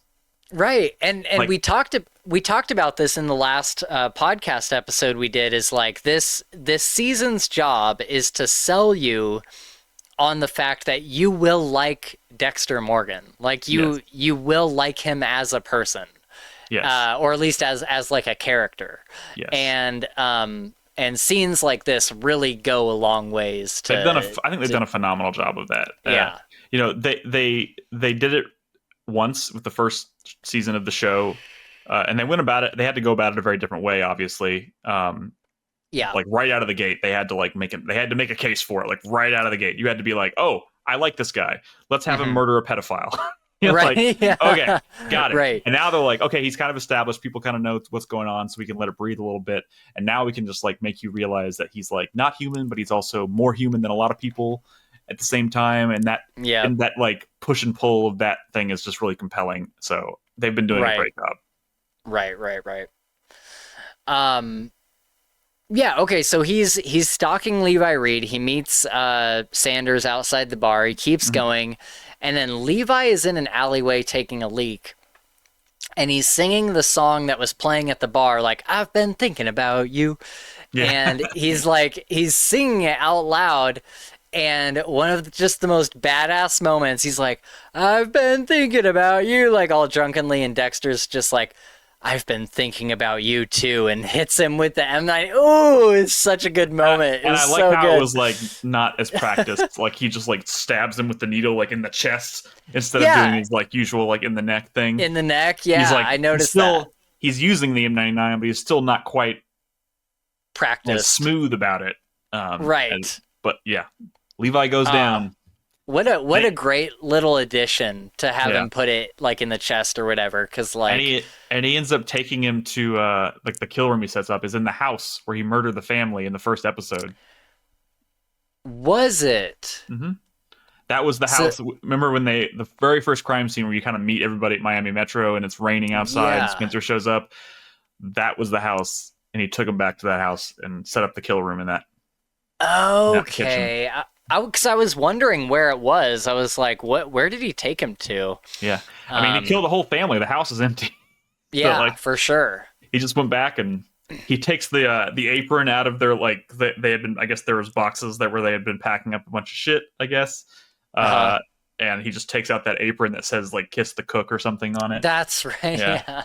And he's wearing, like, the rubber kitchen gloves. And, like, he's just got, like, the makeshift kill uniform that he has on, but it's like just made up of stuff he found in the kitchen. Yeah. Which I thought was pretty cool. That's great. I'll have to go back and rewatch that because I didn't notice the shambled together outfit. That's really cool. So what do we think about this kill? This is his first real like Dexter as we know him kind of kill. This feels like the most traditional kill of the show so far. I think the actor who was playing Levi Reed was phenomenal. Like they were like great scene partners here, especially, and they just had such great dialogue. They were just like chewing the scenery. It was so good. Yeah. And also they kind of talked about it a little bit through the episode. We didn't really mention it, but they kept talking about how the FBI classifies a serial killer as someone who's killed 3 times. And this was technically the one that was going to make him a serial killer. And I never even thought about that. I was like, oh, this must be kind of a big deal. This must be a big moment for him. And they acknowledged that, which I thought was really interesting. But you have that first, like his whole ritual kind of playing out, obviously without the blood slide yet, but everything else kind of plays out very traditionally. And I love that he pulls out the Polaroids that he was taking of the victim photos in the evidence room, and he's just like slamming them down on his chest. And then they have this great exchange where Levi says, you know, I can see it in your eye. You're just like me. You know, you love it just as much as I do. And that both is true. It rings true, but it also makes him like, it makes him like question himself because he sees this guy as a child killer. Right. And he obviously is very disturbed when people hurt children. And he asks him, he's like, why did you have to kill them? Why didn't you could have robbed the house when they were gone? And Levi says, because I like to see them scared. Like I like to see them beg for their life. Yeah. Especially the little ones I think is sweet. Yeah. Which obviously is not a good thing to say to Dexter. Right. I mean, I don't think it changed the outcome of the situation in any way. It was going to happen one or the other, but like that just kind of like flips the switch. Sealed his fate. Yeah. Yeah. Great exchange. And then he puts the shield down, the face shield down. Well, there's a line where, and maybe you already said this and I missed it, but Levi is like saying all this, and Dexter says maybe I could see some similarities. Yeah. And that was a great line because I can't like portray the way that Patrick Gibson said it, but it was very like the whole time he was doing this was very like you could tell that he had all the power and he was very confident in this situation. This was the first time he seemed very confident in the whole process. He was like a evil mastermind, very like maybe I could see some similarities, and he's like kind of going back and forth like you said, the chemistry that these two had together was just very like back and forth and like I think he channeled Michael C. Hall so well in this scene. Like obviously like they've talked about it a lot on the like over the years of the show, and like especially when they got together for New Blood, and they talked about like filming the kill scenes and how it's kind of this like really intense moment on the set, and they just kind of let Michael do like everybody gets quiet and just you let Michael do his thing. And he like gets into it, and obviously everybody like part of the persona that he takes on in the kill room scenes is just it's what makes the show so it's so good, fascinating to watch. And this was like, and I think the kill scenes up until this point have been good, but this is the one where I was like, he's not only is he channeling Michael C. Hall's like acting, but he seems like he's having his moment where he's like coming into, he's taking control of the room, taking control of the scene. He's as an actor, he looks like he's having fun, right? And I was like, that's what I like. That's what I fucking like to see. And it's cool to kind of see that like he has now reached kind of that point where him and Michael, they have an ability that not a lot of actors maybe have to like do a scene like that, because it's special. When Michael C. Hall does it, it's special. And I think Patrick Gibson is on his way to making it special as well. So if that makes sense. Absolutely. He's got like he's channeling Michael C. Hall, and then he's got like a kind of a younger energy to it, and it's so amazing. And speaking of those scenes where like everything just kind of like slows down and it's Michael and this other character. I think I messaged you the other day. I was watching through season 2, and it's the scene where he finally gets to use the car salesman. Yeah, it's one of my favorite kill scenes of the whole show. Like it's dude, so good. It is amazing. I was like, this is so good. And obviously I've seen that scene before, but like after watching all of this Dexter stuff and coming back to it, I could really appreciate just like Michael like sitting on the table, like he sits on the table with the guy and he like has a conversation.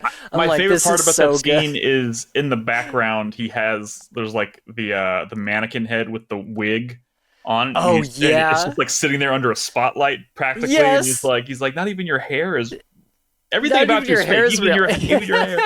And then like that whole thing where he's like trying to rattle off lies to get himself out of the situation. He's like, see, how do you do that? You just don't give a shit.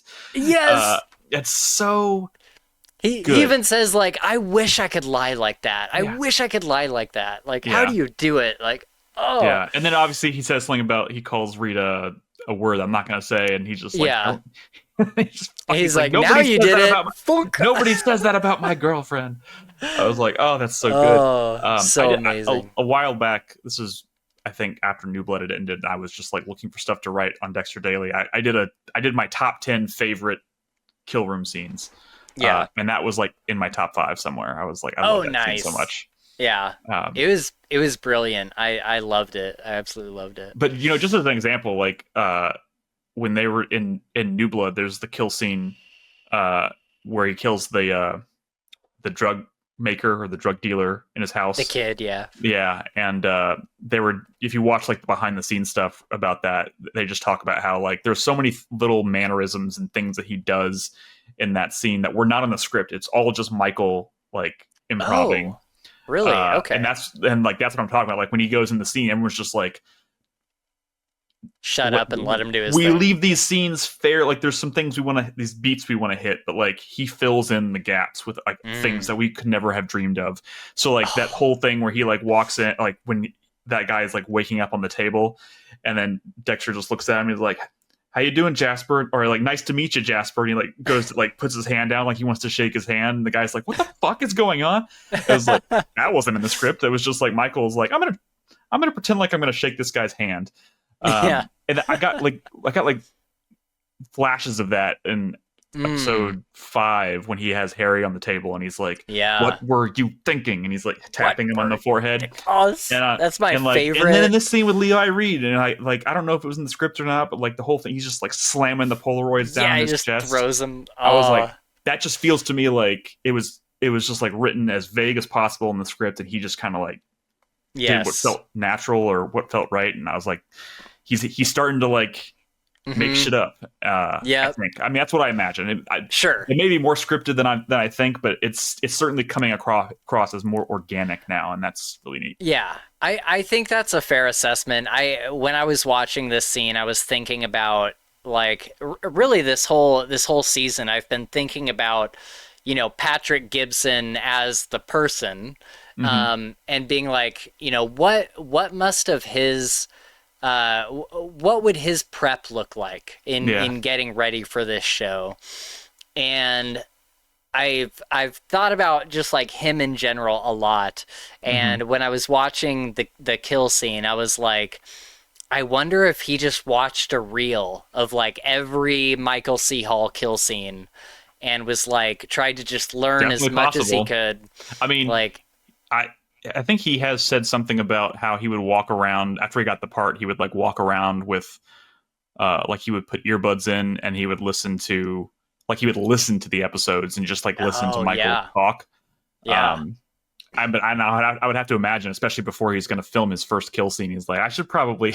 I would imagine he probably just like went and watched just a fuck ton of them, if not the whole show. It's just rapid fire hitting the kill scenes and stuff. Right. But yeah, I think he's nailing it.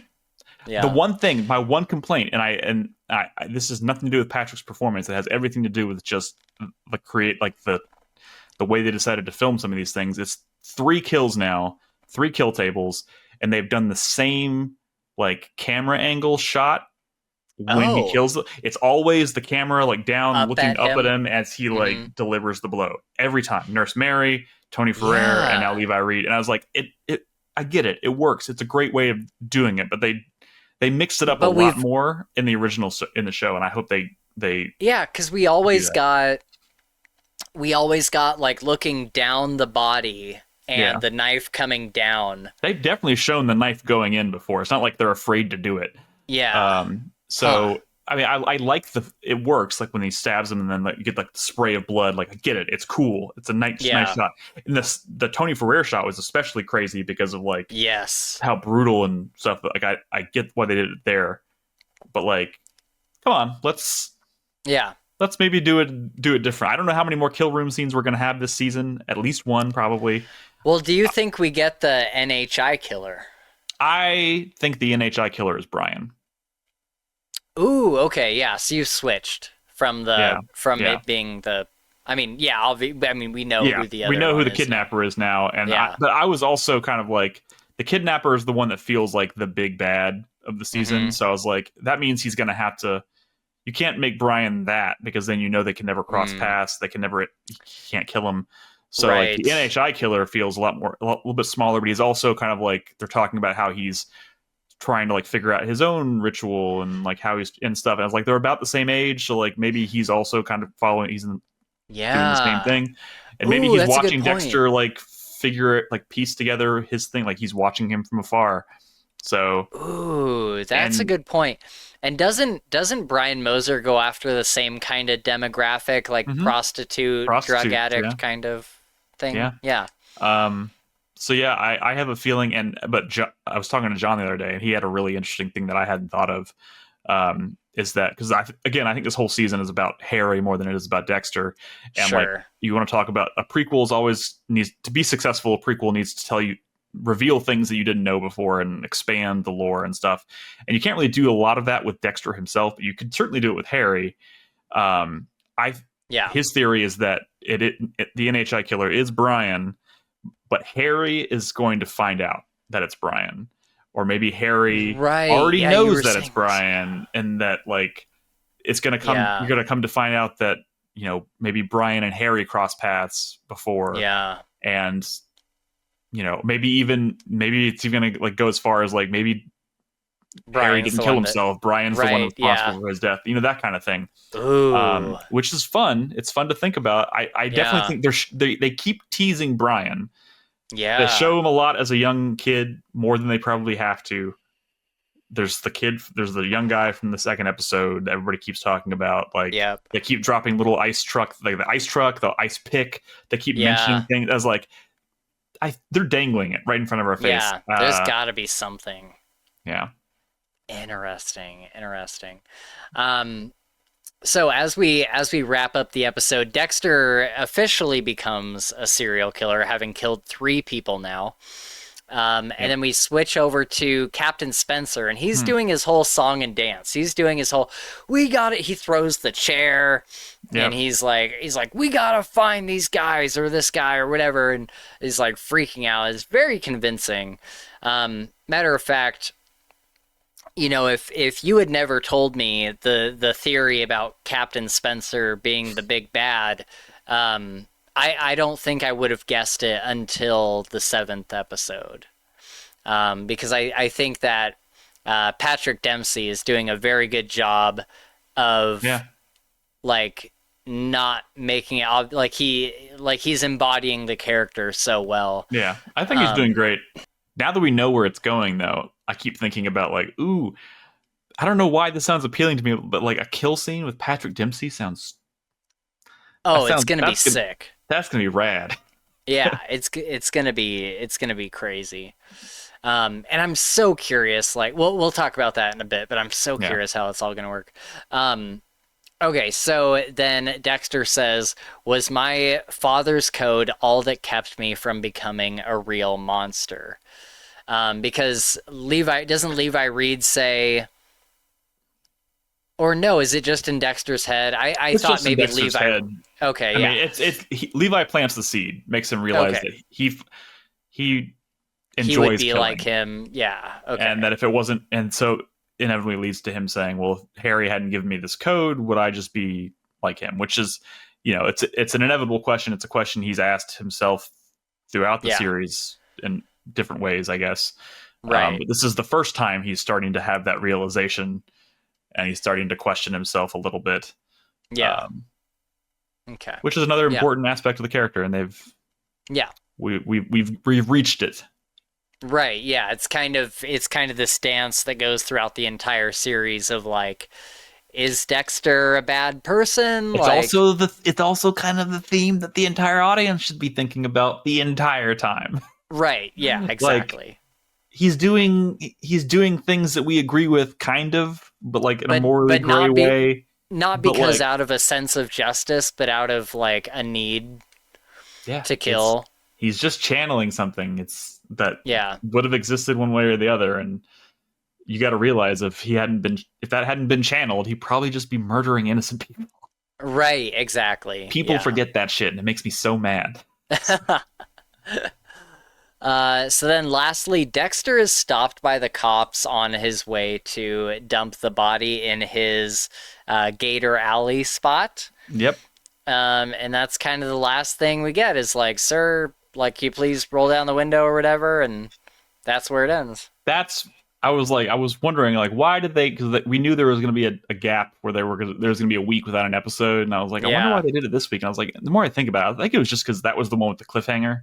Yeah. And they wanted there to be like a cliffhanger at the end of the episode to like keep people like on the hook. I was really annoyed that the beginning of episode 7 like hand waved that away so quickly. Yeah. I was like waiting for 2 weeks, but it's like, oh, he's gonna be in trouble, like, oh my god.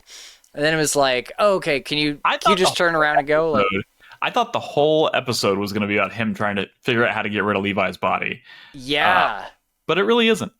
Yeah, it really is. It's a pretty small part of it, but it is about him trying to find a new alternative dumping ground. Yeah. Just with that, he doesn't have the body with him. I think it would have been hilarious if it's like the entire episode. He's driving around with his body in the back of the truck, and he's just like, I gotta figure this shit out. That would have been amazing. Well, even Harry is like, is the body in the back of your truck now? Imagine if the answer had been yes. Oh my God, it would have been hilarious. Dude. I think it's a bit of a missed opportunity, but yeah, for sure. For sure. So episode 7 is the big bad body problem. And this is the one that you were telling me.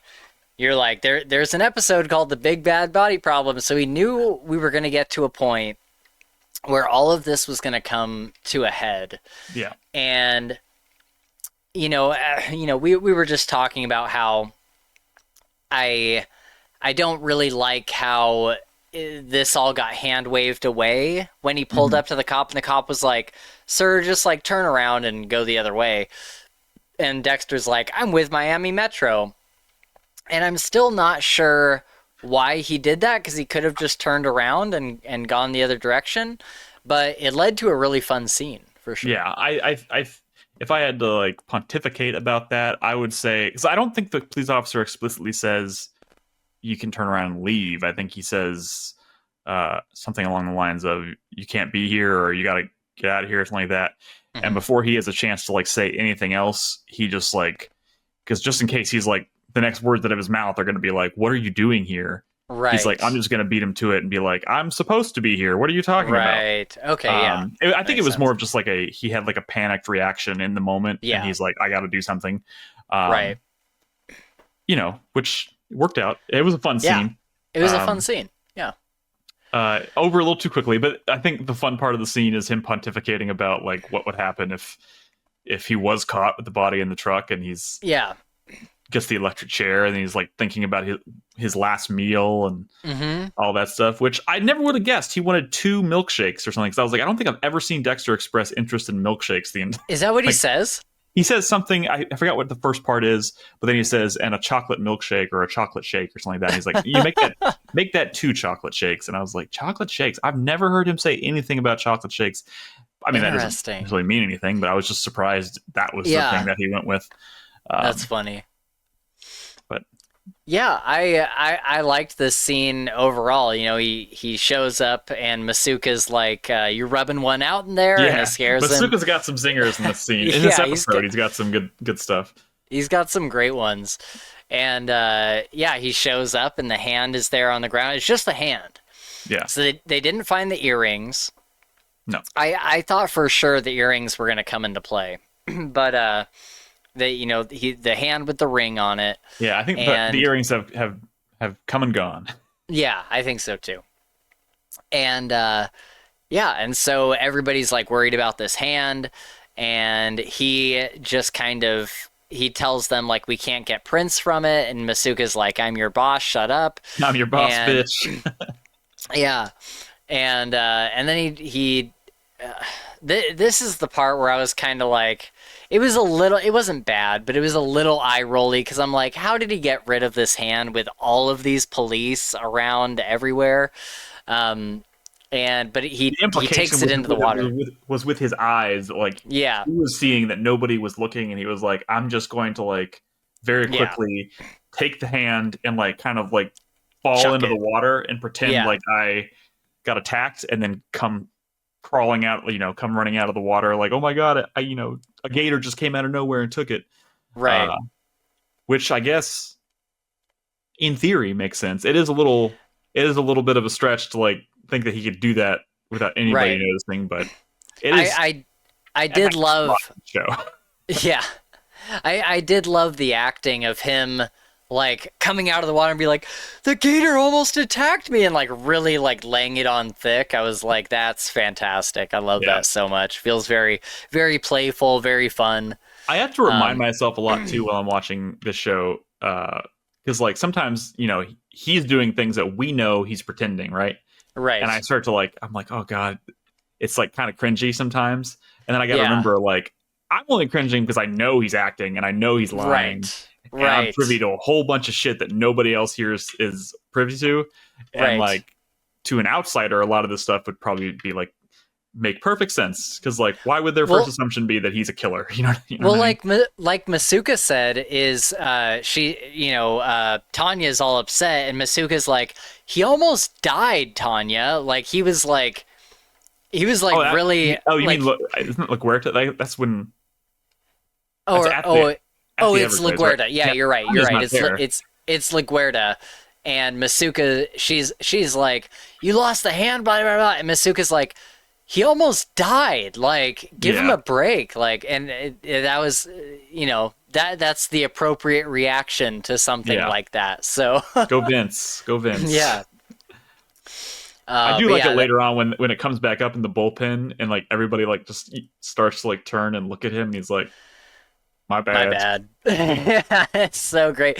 I loved Captain Spencer, his look towards Dexter. He was just like, That's a just hell of a like- way to lose evidence. yeah. Yeah. Oh my god.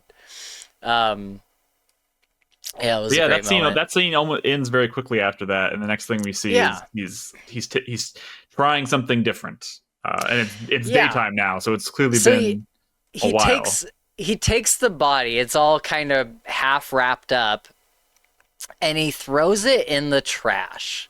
By the and way, that whole scene where he's trying to like drag the body to the dumpster Yeah, was so great. good, so phenomenal. I loved it. It's I forgot what music's playing, but like it's just like it's so like upbeat and kind Perfect. of playful, and he's just like, ah, God, and he's like Levi just kind of like dead fishes like against his like Right. face. Yeah, it's so it's good. literally the thumbnail of this video is Yeah. him trying to hold it up to the trash can, and Levi's like pressed against him. And I love that this was not just like him just manhandling some like human shaped like thing, right? Like he wasn't like a Yeah. prop. It was like Right. literally the actor who plays Levi was just like, Oh, was it? yeah, it was just that dude. Oh, just, like, that's so just funny. playing dead, and Patrick Gibson like trying to like lift him. I mean, obviously there was probably camera trickery to like make it, but like yeah, Sure. you can see his face clear as day when he's like gets him over, kind of like gets him half over the edge into the dumpster, and the camera's like right on him. Like that's the actor. That's That's just so funny. I assumed that it was like a dummy or something. That's yeah. They could have done hilarious. that. They could have just like wrapped like a human shaped thing in like plastic, and then gotten away with never showing him again. But yeah, it's totally him. That's so funny. So what do you think are the implications of this? Like, do you think, does this come back to bite him, or? You know, at this point where this episode ends, where we kind of like we know the big bad, and I think the kind of the end game of the season is starting to come into focus. I don't think it's going to come back. I think it's like he found a way to get rid of their body, probably not the best way, and probably not something he should do multiple times. But the fact is, it's as long as it gets to the landfill without anybody noticing it's in the truck. Yeah. Either they're not going to find him ever, or if they do, he's going to be so contaminated that there's nothing that could tie him back to Dexter at that point. So I feel like it's probably just that's the end of it. It does feel like the kind of thing though where he's like, I can't do this every single time. That would be bad. Right. Exactly. Yeah. Because I don't know. And the thing that's interesting too is that, when I started episode 7 and he was walking into the crime scene and going to be like, this is me, like they're looking at my evidence. It reminded me a lot of, I'm in season 2 of the main show.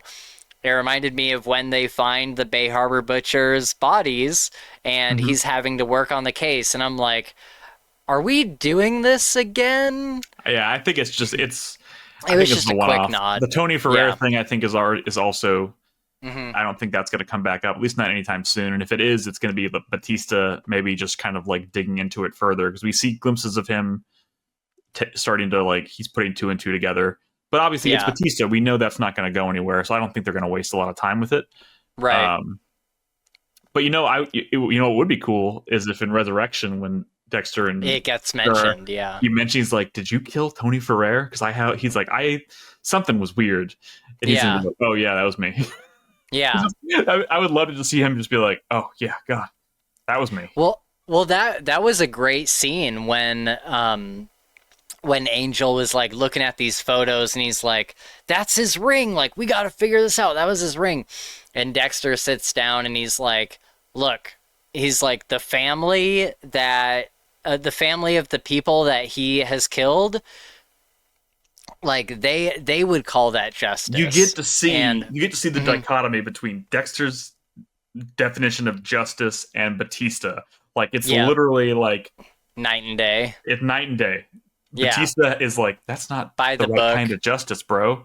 And it's like, he is a genuinely good person. Like, he doesn't want to see anybody die, even like terrible people.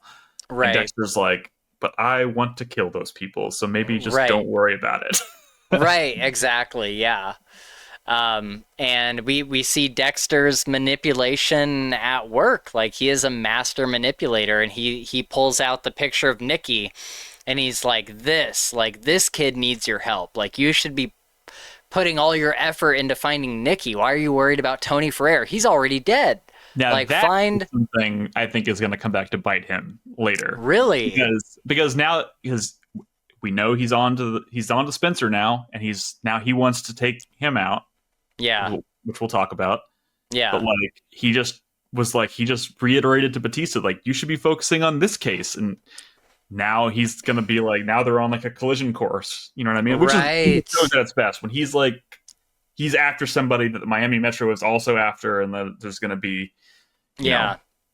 So I think that is definitely something that's going to come back to bite him a little bit. But yeah, I think the Tony Ferrer thing is done. I think the earrings are done. I think we've gotten past all that stuff. We're now in like end game territory for the season. Right. So then we get a not a flashback, but like a cutaway to the kid, Nikki, sharpening the wire from the bucket, the handle. Yeah, which was really smart, by the way. Smart kid. Yeah. Holy shit. Yeah. And I immediately, like, when I saw this happening, I immediately saw the whole rest of the episode like flash before my eyes. And I don't know, it's hard to say whether I would have suspected Spencer from the beginning had I not heard your theory about him. Mm-hmm. Because I'm like, as soon as I saw the kid sharpening the thing, I'm like, okay, he's gonna use it to stab whoever is the killer, and then we're gonna see that killer later in the episode with a wound, and we're gonna know who it is. Yeah. And I just saw it all like play before my eyes, and I was like, okay. It's out of the playbook. It's, we saw it in the first season of the show with when Brian attacks Batista. Yes, and stabs him, that's right. And then Batista headbutts him, and then suddenly Brian has a fat lip. Right. So yeah, they're going to reach into the playbook every now and then. This is definitely one of those cases. But was what I really like about this, because this was the first episode I watched with a group. It was my wife and I and our two friends. Cool. So we watched it. It was four of us watching it, and they weren't really privy to any of the theories. Rumors. I hadn't really told them what I thought about anything, whatever. And so we're watching it, and in real time, like when they're having that scene in the office later, you can see the bandage, because it looks like he has from a distance, it looks like he has two cuffs, like wrist, like on his thing. Oh. Because you can see the white poking out from underneath his actual cuff link or a cuff on his wrist. And someone in our group was like, is that a bandage? Oh. Is he wearing a bandage? And I was like, is he wearing a bandage? and then we started like rewinding it and looking at it, and then like seeing the different angles, and they're like, I think that's a fucking bandage. And like, so we were talking about like, I think it's him, like before we even got to that. And I was starting to be like, I think it's him too. Like I had a theory that it was him, but now I'm really starting to think it's him. And they're leaving these little clues out in the open and not really they do eventually draw attention to it, obviously, but like, yeah, you can see it almost immediately. Almost every scene he's in after that scene with Nikki, you can, if you look closely, you can see it. You can't really clearly tell what it is, but if you start to like put two and two together, like feeling it happen in real time, I was like, this is pretty cool. Like, that's great. That's really awesome. I'm glad they did that. And then for me, I think the moment that it all like really clicked into my head is like, it's totally fucking him, was when Tanya comes into the office and it makes it sound like they didn't find anything. And then she's like, we did find a small thing of blood spatter on the box. Yeah. And it's a long he's shot. like, and you can just shit. see his face. And like, he doesn't like give it away, but you can see something in his face is like concerned. And I was like, right.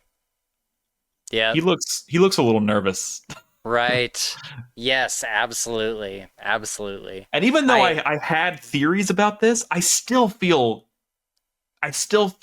like kind of aghast that this happened. I was like, oh my, what the fuck?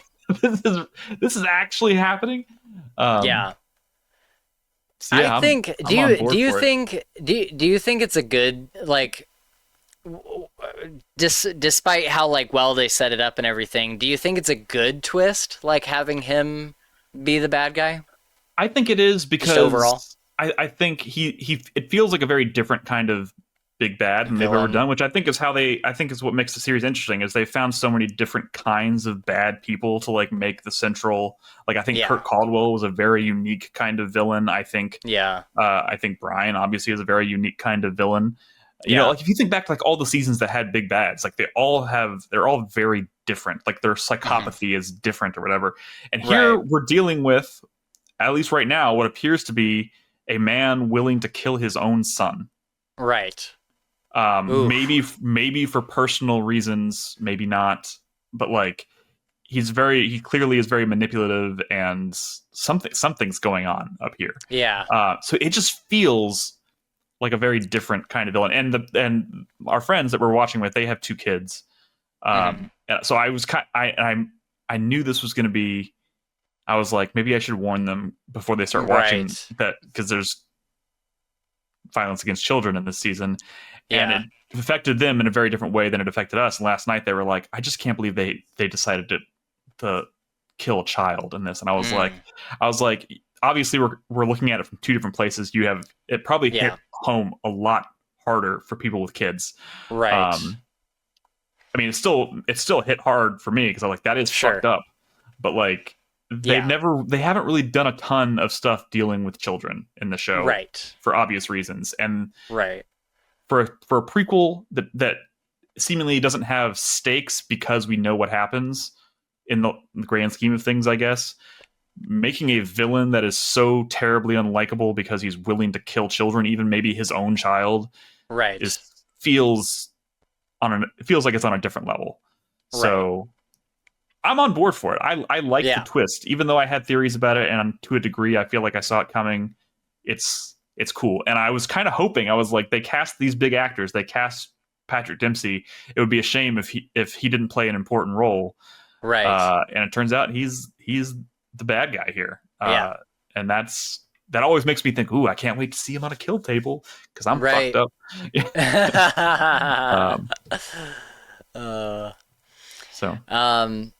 Okay, so in one of the next scenes, Dexter tells Harry about Levi and everything that happened. This was a great scene where they're finally having like an honest communication about what Dexter is doing. They're so nonchalant about it too. Like they're just like, it's no big deal.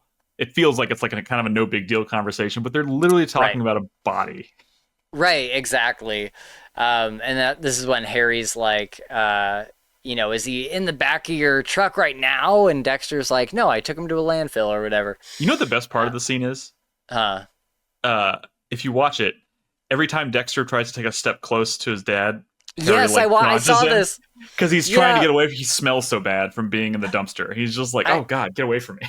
I noticed that. I noticed that on my rewatch. I don't think I caught it the first time around, but when I was watching it again last night, it's really funny. I saw Harry being like, oh, little undercurrent of humor that is just kind of like, not the focus of the scene, but when you notice it, it's like, this is hilarious. Like, like they're talking about some dark shit, but like he's just like, stay away from me, you stink like crazy.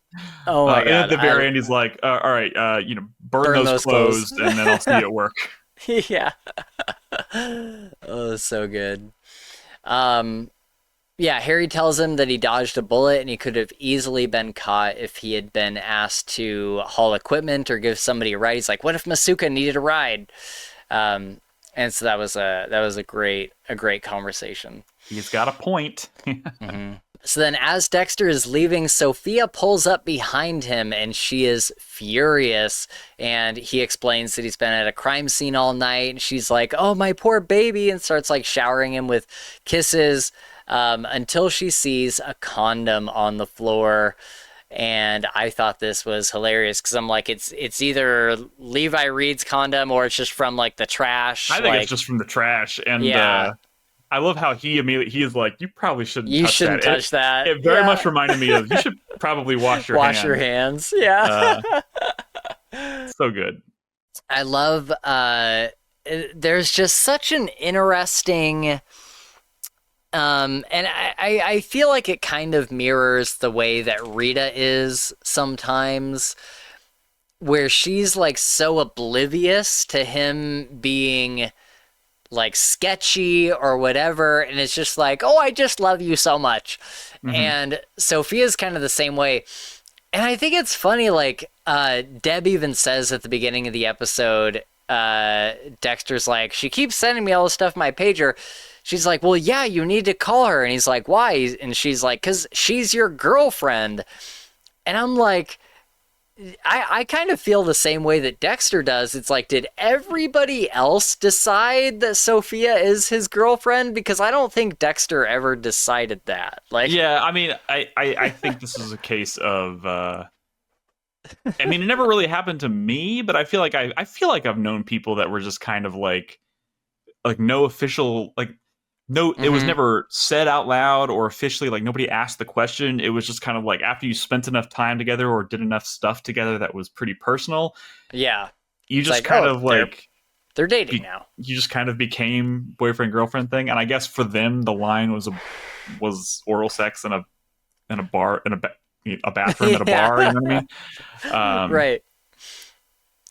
But yeah, and also they're those, especially Deb and Sophia, are younger and they're immature, and and that's not a great combination for, you know, their whole outlook on relationships and stuff is not yet fully formed or fully understood. So it's like and Dexter just doesn't understand any of it anyways to begin with. So it's not a great situation. But also, like, she leaves him and he's like, doesn't really care. He's like, I guess that's over. Yeah, I was like, I think you dodged a bullet on that one there, bro.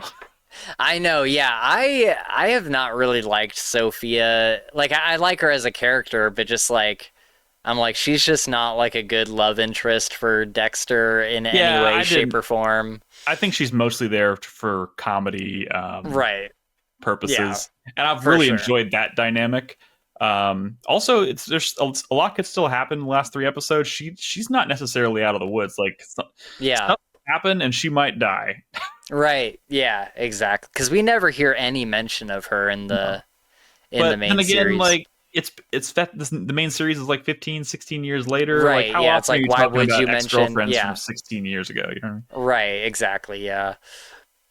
There was a great scene. We kind of missed it a little bit when we were talking about episode 6, and when they're doing the double date thing, Dexter sits next to Deb, and she's like, "Go sit next to Sophia, idiot!" Like, oh, that's she such calls a great him a line. dingus, which is like, dingus, like, dingus. That's what it was. Sophia, dingus. Oh my god, it was so painful. I love that word. Painful. But so good. And then he says something like, I only noticed this the second time I watched the episode, but he sits next to Sophia and he says, "I was just thinking that I could see you better from over there." It's like, oh yeah, what? Like a real reach. And then he orders all the food and she's like, "You didn't order for me, right?" And he's like, "Oh no, that's just for me." And I was like, "Oh, that's so Dexter." Oh my god. So, oh god, it's so cringe. But I loved it. I loved it, even though I was like dying inside watching that scene. Dude, both times I've watched the episode, I've had to like hit the like 8 or Amazon has the like 10 seconds forward button, and I've had to just kind of like skip, listen a little bit, skip, listen a little bit, skip, listen a little bit. I have so every episode this season, just because I write the reviews for the episodes on Dexter Daily. Yeah, I watch each episode at least 3 times before I like put pen to paper and start writing these things.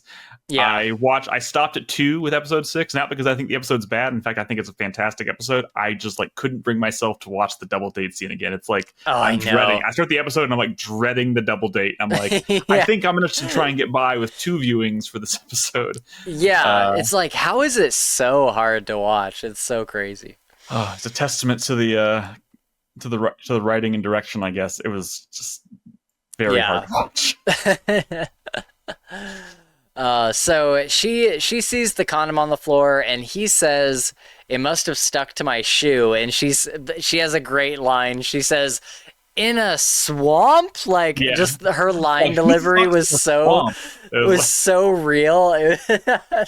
good. I love it. Yeah, but she's got a point. Like, I mean, what are the odds of getting a condom stuck to your shoe in a swamp? Yeah.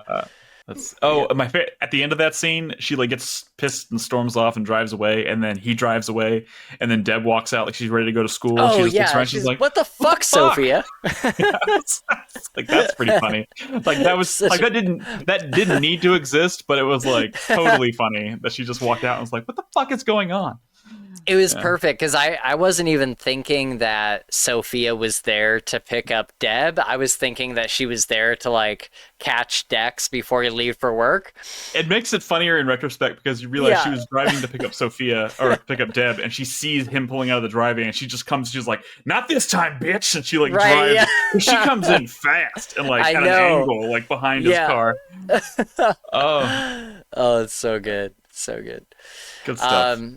So Sophia ditches Deb, and they get into an argument in the school hallway. And Deb says all the wrong shit here too, but she's trying to defend her brother, which is she's trying to like defend her brother, and she says, she's like, "Dexter's not like that. He's a total dweeb. I had to convince him to go out with you." I was like, that was the worst thing you could have said in that situation. Yeah, I know. And Sophia's like, "What?" And she's like, no, I just mean that he's bad with girls. Like, he's not, like, cheating on you. And she's like, "I can't believe you're taking his side over mine." And she says, "I can't take your side all the time. He's my brother." Yeah.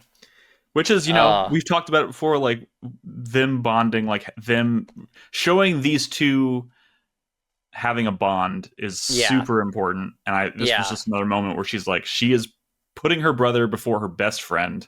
Yeah, she doesn't want it to cost her relationship with her best friend, but she's going to protect her brother and to defend her brother. Right. So which was touching. It's great. I love this scene for that exact reason. Like, I was like, oh man, Deb and Dexter have really come a long way. Yeah, she really cares about what he thinks and she wants him to be a part of her life. And I think she's subconsciously, whether she says it out loud or not, she cares more about that than she cares about Sophia. So. Yeah, and exactly. Even to the extent of inviting him on the double date, because Deb could have just been like, "Hell no, Gio is never meeting my brother."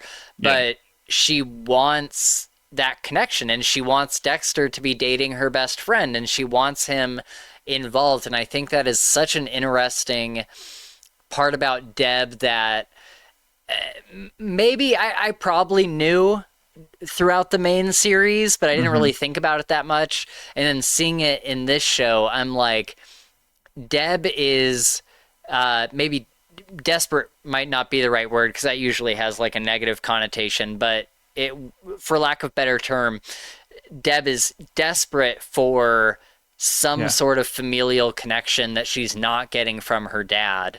Right. And so she's hanging on to Dexter as her lifeline. And we've seen that all throughout this season so far. It's been amazing. And I wonder if this series ultimately is going to show us also how Deb ended up going down the path that she went on, like how she decided to join the police force. I think we're seeing the very beginning of it here, where she's like, she punched out her Tiffany and ended up getting thrown off the team, and now her chances of going to college are like starting to go down the drain. Yeah, and I'm wondering if this is starting to kind of lead her towards like, well, I want to work in the same place where my brother works. Right. Yeah, well, I kind of wonder if it's going to be something because when we see her in the main series, she She's is in like a Vice. brand new recruit, right? I don't know if she's a brand new recruit, but she's been working in Vice, and she's doing undercover stuff that like nobody else Yeah, wants to do because it's like she's doing sting operations on like Johns, like prostitute right. Johns, and it's like, Yeah, which is just like a never-ending rotating door of bullshit, right? So like right. she and everybody like Huerta Down on especially her. like looks down on her because she doesn't take her seriously.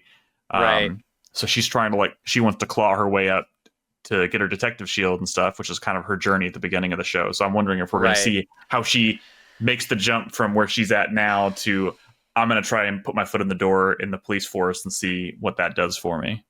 Do you think she starts that journey before Harry dies, or do you think it's a something that happens when he dies? She's like, well, I want to honor my dad, and so I'm going to go in this way. Or do you think if she does it before he dies, it's like, I want his attention, so I'm going to go into the Yeah. police force? It could go either. I think they could go either way. I think I'm leaning more towards after her dad dies, though.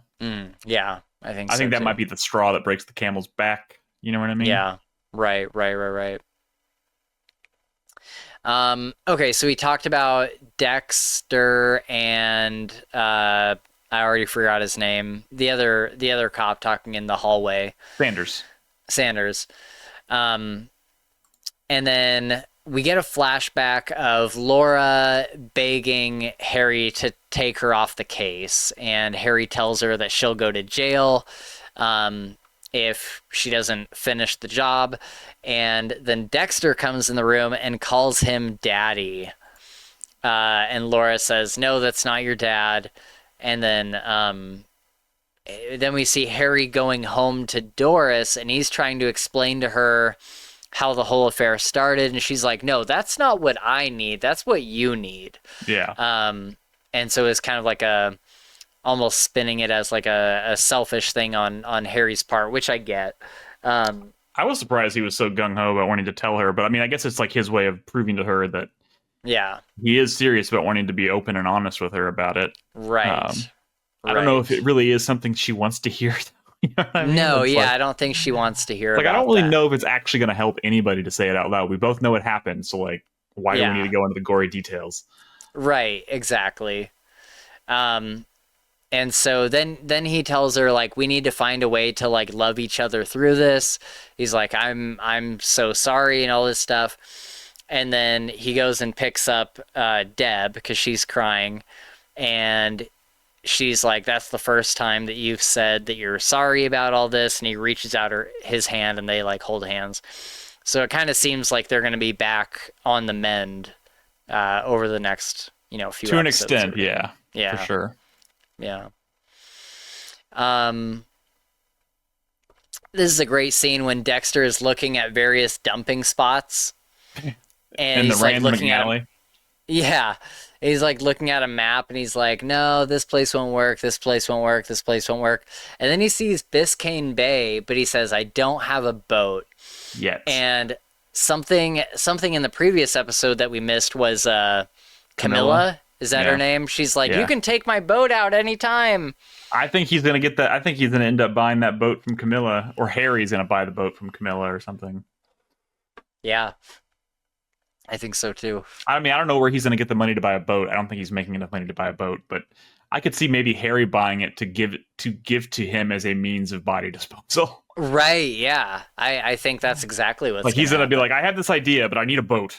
Yeah. And he's gonna be like, I gotta get you a boat. Fuck. That's gonna be a great scene. But like the alternative is maybe not great. So maybe just buying the boat. Yeah, exactly. We talked about Angel looking at the photos. The kid is able to hurt the killer, and This is key. yeah, he like holds the thing behind his back. The killer comes in, and he goes like, "Ja!" It's like, what? I don't know what your plan was, because he kind of just like hits him in the arm with it. He's a kid. He doesn't have much of a plan. Right. Yeah. I think he just wanted to he wanted to do some damage. I also thought it's just a really cool shot, like when he goes in for the attack and the kidnapper like grabs the kid and like slams him back down on the ground, but like the Yeah. angle and the way they shot it, I was like, God damn. Yeah. It's just a cool shot. Exactly. Yeah, it was.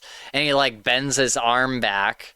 Yeah. And it's like, oh shit, is he about to do the thing? And he pulls out the pruning shears and hesitates and cuts off his finger. Yeah. And I'm like, I wonder what the whole finger thing is about. Like, I think it always comes back to him trying to mislead the police into thinking it's the cartels.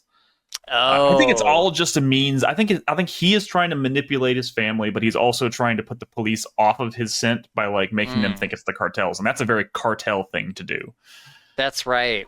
That's a good point. I didn't think about that. So yeah, and then Harry and LaGuerta track down a car related to their investigation. Are they going through the NHI murders? Is that what they're doing? Yeah. They LaGuerta finds the information about the last victim, the guy that was suffocated, and then I think they worked it backwards from there and found out about a car that either he owned or was seen near him or something, or reported, and they pull out an APB on the car, and then someone calls it in. It's a ways away, so they drive out to find it. So essentially, they're trying to work it backwards to find out who had that car, because they think that'll lead them to their killer, which I think is Brian. Yeah. Oh, interesting. Yeah. Okay. Also, real quick note I thought was funny, and I made me like raise an eyebrows, like when they're getting ready to leave together to go do this investigation. LaGuerta just kind of offhandedly calls him, I think she calls him Poppy. Yes, I caught that. Let's go, Poppy. I was like, are they about to bang? Like, is this leading? Is she gonna sleep with Harry? I kind of think that's the way that it's going, because then they're like leaving on this road trip. We saw the scenes for next week of them on the road together. And he said that it's like 4 hours away. Yeah. And so it's like, I don't know. That makes me so I know. So the name of the next episode might be related to this, maybe. What's it called? Business and Pleasure. Oh, which I've been like trying to figure out. I was like, what exactly is that alluding to? I mean, obviously I haven't seen the episode, so I don't. Yeah. I've been speculating, but like now that I'm wondering about Harry and LaGuerta being on like a road trip for work, like, oh my god, are they gonna rub one out while they're on this road trip? Oh yeah, I think it's gonna. Which kind of like paints LaGuerta's attitude towards Dexter in the original series, at least early on in the original series, like totally different. But LaGuerta's always been one of those characters that's like, because she's like really friendly towards Dexter, right? Or is she not? I can't remember. In the first season, she's like really inappropriate with him. She's always like making sexual gestures at him and stuff, and he's like, I really wish you would stop doing that. Right. And then they kind of dropped it very suddenly. But and I don't know why they dropped it necessarily, but that was definitely a thing. And I'm wondering if maybe this is like she sleeps with Harry, and then later on she's like, well, Dexter's actually pretty cute too, and got like maybe. Yeah. I don't know. Yeah. I don't know. She's definitely not above doing stuff like that, because like in the second season where I am, she slept with there was the other interim captain. chief of the interim captain. She slept with her fiance to get them in trouble with each other, and that was like the most cold-hearted, manipulative thing I've ever seen. I think LaGuerta ever did. Yeah, for sure. On the original show, like that was her lowest point. That was where I was like, God, this lady's a bitch. Right. She eventually like dug herself out of that, I think, and I started liking her a lot more. But God, that was cold-blooded. Yeah, for sure. So they have to go impound this car, and they tell the folks at the door, they're like, yeah, we have to impound it. This guy's like, are you gonna arrest my daughter for buying a used car? Like, what the hell? And this was a good scene. Yeah. And I liked the dynamic, because you have Harry, white cop, you have LaGuerta, Cuban cop, then you have this black family, clearly is kind of mistrusting of the police in general, and it's like nobody knows like they're all very much like they're stuck in their ways, right? And Harry Right. is kind of like just like brute forcing it, and LaGuerta is just like standing back, like, I think you're approaching this wrong. And Oh, he's see, like, I felt he's being very cooperative. Like the guy at the door is actually being he's being mean about it, but he's also being very cooperative. I thought it was the opposite, where LaGuerta was brute forcing it, and Harry was like, Oh, I guess she was. I mean, where she's like, we're gonna need to impound.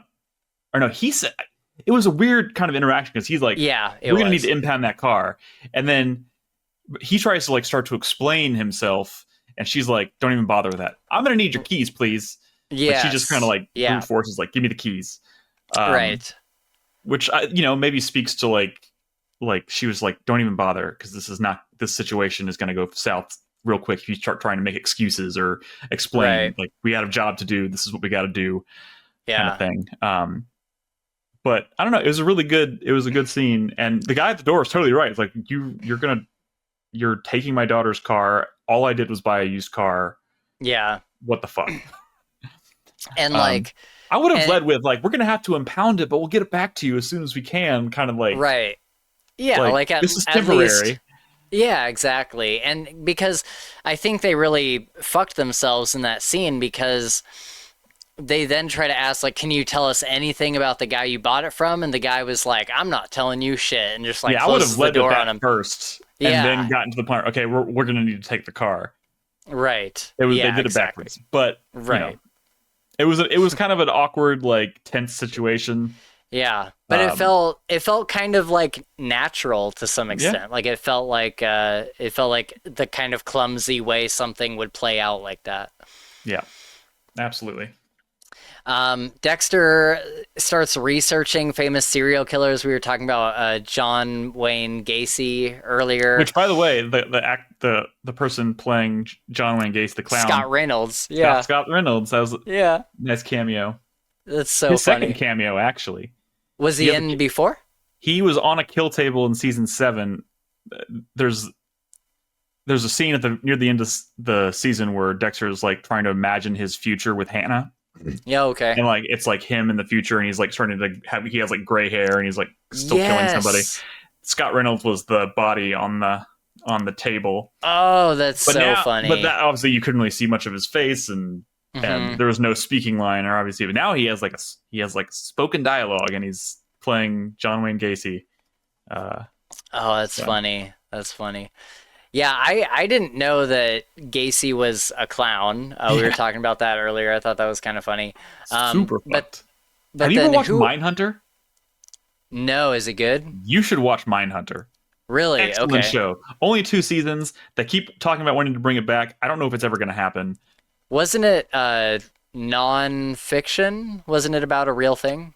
Yeah, I mean, it's based off of the why am I fucking blanking here? The name of the FBI when they first created the Behavioral Analysis Unit. Thank you. Okay. The BAU, which is what the show Criminal Minds is based on, or whatever. But like, it's the story of how a very, very small group of people got that idea off the ground, and it eventually made it a thing. Interesting. Okay. It's in limbo right now, but it's an amazing show. It's fucking dark. But yeah, John Wayne Gacy comes up. Ted Berkowitz comes up. Okay. Yeah, it's because it's them going to the prisons and like doing these interviews with all these people and stuff. Yeah, it's fascinating. Wow. Are they real interviews, or is it like no? I mean, they're reenactments. Okay. And there's also like a storyline kind of happening in the background where they're being like, as they start to get momentum, like they're being called in by other state agencies to come in and help them solve serial killer cases.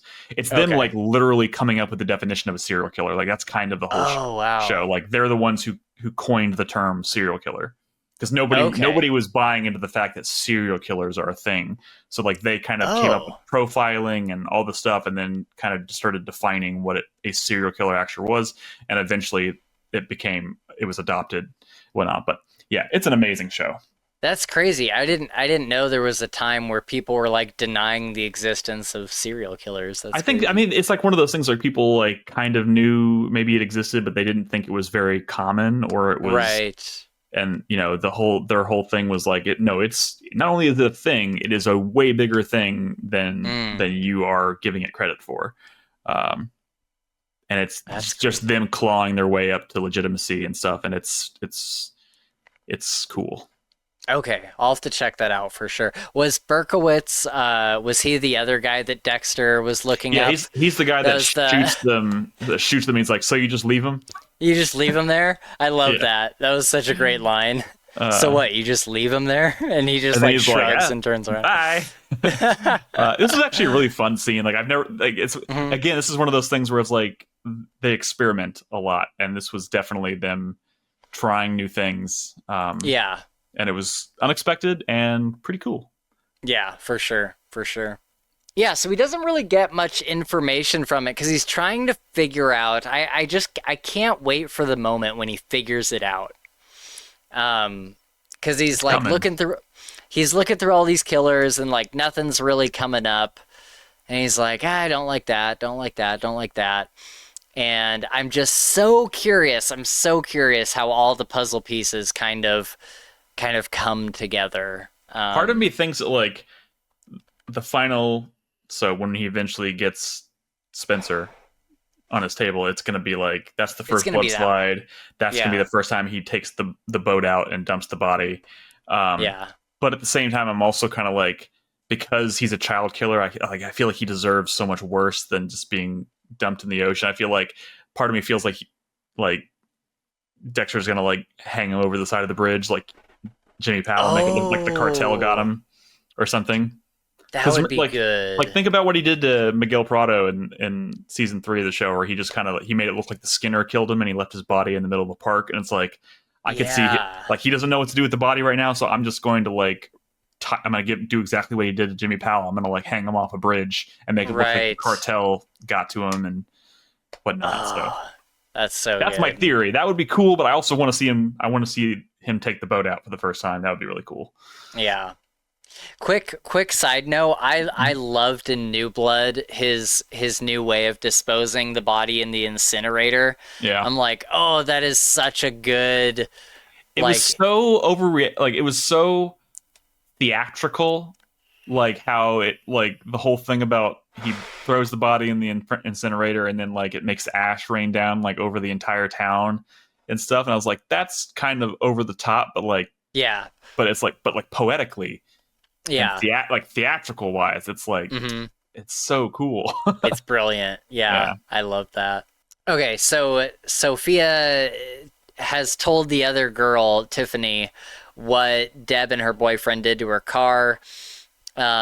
And I love these lines where Tiffany's like, "Pity Morgan, there goes your last friend. Like maybe you shouldn't be the captain of a team that hates you," and all this stuff. And Deb has this fantastic line that made Pippi, me laugh so hard. She said she grabs her braid and she says, "At least I don't look like Pippi dick sucking," and like yeah, throws her braid. that I was laughed so hard, dude. she's got some killer lines this episode. Yeah. Oh my god. It Also, was I would say so Deb funny. Deb let her poker face down way too quickly here. She Yeah, was like, what the I don't know fuck? what you're talking about. And then she like comes back with like You one thing told and she her? was like, you told her? I was like, whoa. You didn't have to show your hand that quickly. Come on. You could have like Right. denied that a little bit harder. Right. Yeah. Yeah, I thought the same thing. I was like, come on, Deb. I But think it yeah, was more then of like she realized that her friend sold her out, so she just stopped caring right. about Tiffany for a second, and she was just like, "What the fuck?" Really? Yeah, Yeah. Oh man. And yeah. what a brutal moment. Like Sophia, like Throws come on. those words back in her face. Oh my God. Yeah, and like what does she say? What's the line? It's She says, "She's like, I can't I side with can't you take all your the side all time." the time. Yeah, Yeah, okay. Um that was a low blow.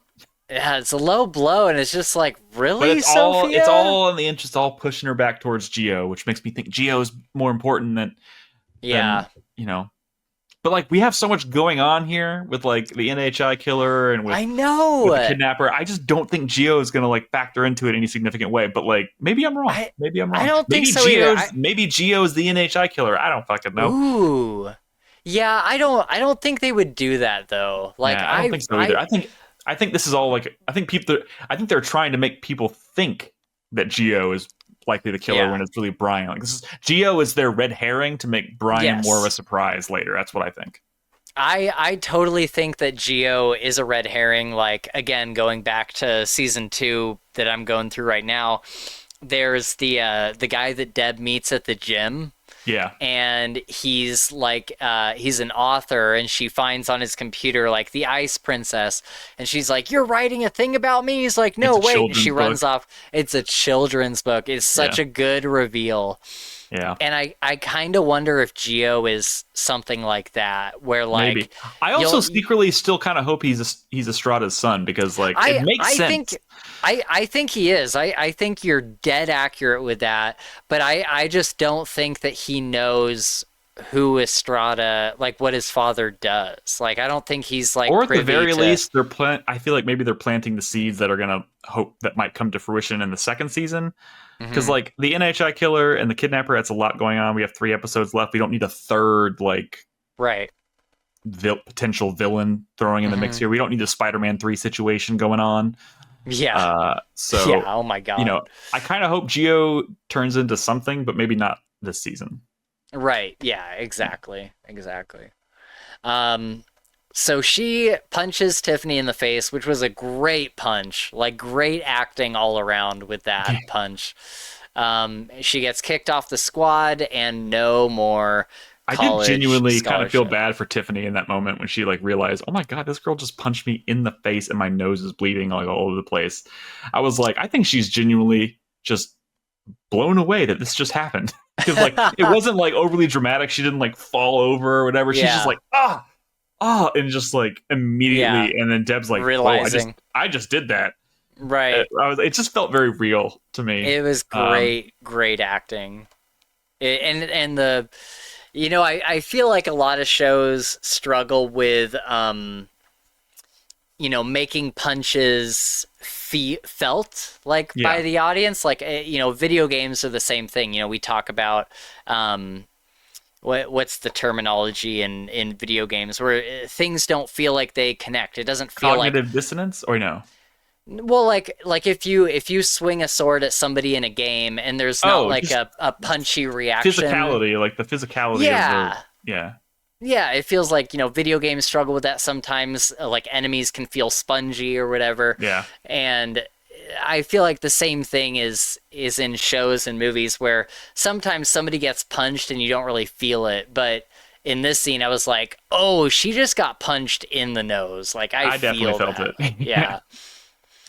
I love this scene where Masuka, we get back to the police department, and Masuka is telling everyone that he saved Dexter from the alligators, and Dexter's just like, yep, Masuka saved the day, and just like was totally playing along with it. The thing about he talks about he pumped his pumped his Reeboks or whatever. Oh my god, that's so 90s. Holy shit. I was like, oh my god. I was like, that's the weirdest thing. It's like it probably made total sense in the 90s, but in retrospect it's just like, what the fuck. I pumped up my Reeboks and ran out there. But yeah, I love that Dexter is like playing along, because his whole thing is like, he wants to be everybody's friend. That's what the donuts are about. That's what everything he does is like trying to be friends with everybody. And so Dexter, he wants to belong. Yeah. And so like Dexter allowing Masuka to like take the credit, because Dexter doesn't care about like any of that. Like he doesn't care like, no, I saved myself or whatever. Like he's like, yeah, Masuka saved the day, and now he's got brownie points with Masuka. Yep. And so it's really interesting to watch that take place. But I also love when Harry walks in. Yeah. And he's like, what are we talking about? And then Masuka's like, we're talking about where to hide a body. And yeah, Harry's face is like, are you fucking shitting me? Yeah. So good. And Like, the response on like Dexter's face is just like, I know, I know, I know, I it know. didn't need Like, to like go. It didn't need to go anywhere. Like, it didn't need to become a thing, and it didn't. It was just there because it was just there for that moment for Harry to be like, "You've got to are be shitting me." you fucking kidding me? Like, oh, and it was all done with like their face. Like, it wasn't Yeah, anything that was like really said. It was just like Harry walks by Dexter and he just like stares at him, and Dexter's just like, I know, just keep walking. I yeah, know I fucked up. Like, yeah. it's just, it's so good. It's so good. Oh, Masuka says, don't worry, I got a pager code that works every time for Sophia. And this is the thing, we didn't really talk about this. Sophia is sending him all of these pager codes, and Dexter doesn't know what the fuck this means. I didn't know what this meant. I didn't know either. I never had a pager. I was like just. I mean, I I'm was like 5 when this story took place, so yeah, like I was born in '92, so I was like. I like just barely missed all the pager stuff. I was there for like the Palm Pilots. Do you remember yeah, those? I do. Palm Yeah, Pilots, and like the Nokia like brick phones. But I missed like the car phone thing, and I just barely missed the pager. yeah, I remember my mom had one. I remember her having one. yeah. But other than that, I don't remember them. It's such weird technology to think about in retrospect, but Yeah, it's in like, the what the 90s, it made fuck were total we sense. doing? Yeah, Yeah, it's so odd. So yeah, Deb is explaining like 1, 2, 3 means I miss you. 3, 2, 1 means do you miss me? This one means okay, whatever, and like all this stuff. And so she keeps sending him all these messages, and Masuka's like, "Don't worry, I got a pager code that works every time." And I it was want to know just what it such a. was. I I know. want to know. They don't tell you what it was. I was hoping they would say what it was, but Why? It's just like boobs. You know, like the calculator, yeah, like boob. Like right, exactly. 80085. You know, Oh it's my just, god. It's uh, so funny. So I was hoping they would reveal that as well, but it's such a Masuka thing to do. And then later on, of course, we get she pages him back saying go to hell. go to hell. Yeah, he's like, I don't need anything to interpret that one. Yeah, It was pretty good. having fun with the '90s tech. Yeah, I like it. I am all about like, because I love the 90s. Like, I genuinely, like, if I could just go back and live in a decade, it would be the 90s. And so I love that they're being so accurate to all of it. Yeah, So the finger arrives at the station, and Patrick Dempsey, Spencer, does a fantastic job of being like, no, let me see it. Like, no, like, appropriately upset. yeah, exactly. I'm like, man, that was done really well. And they're looking at it, and they're like, Dexter, you can't really help us with this right now, but he finds a blood spot on the box, and he's able to put the blood in like a little bit of water and like water it down and look at it. And he puts it in a slide. We were talking about this earlier. He puts it in a slide.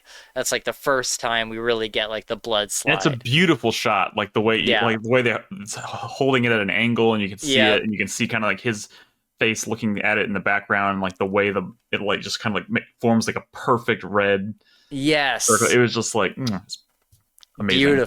Beautiful. So yeah, we then later on he finds the hesitation cut. He's like, whoever did this hesitated when they cut the thing. Like, maybe they know the victim, which is kind of a big leap in my opinion.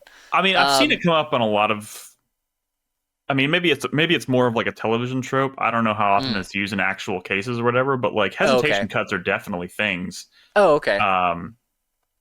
I don't know how like reliable. It's more of just like it's something that you use to like form theories, I guess. Right. It's not like a hard science, but like you can definitely tell when there's like you attempted to do a cut more than once.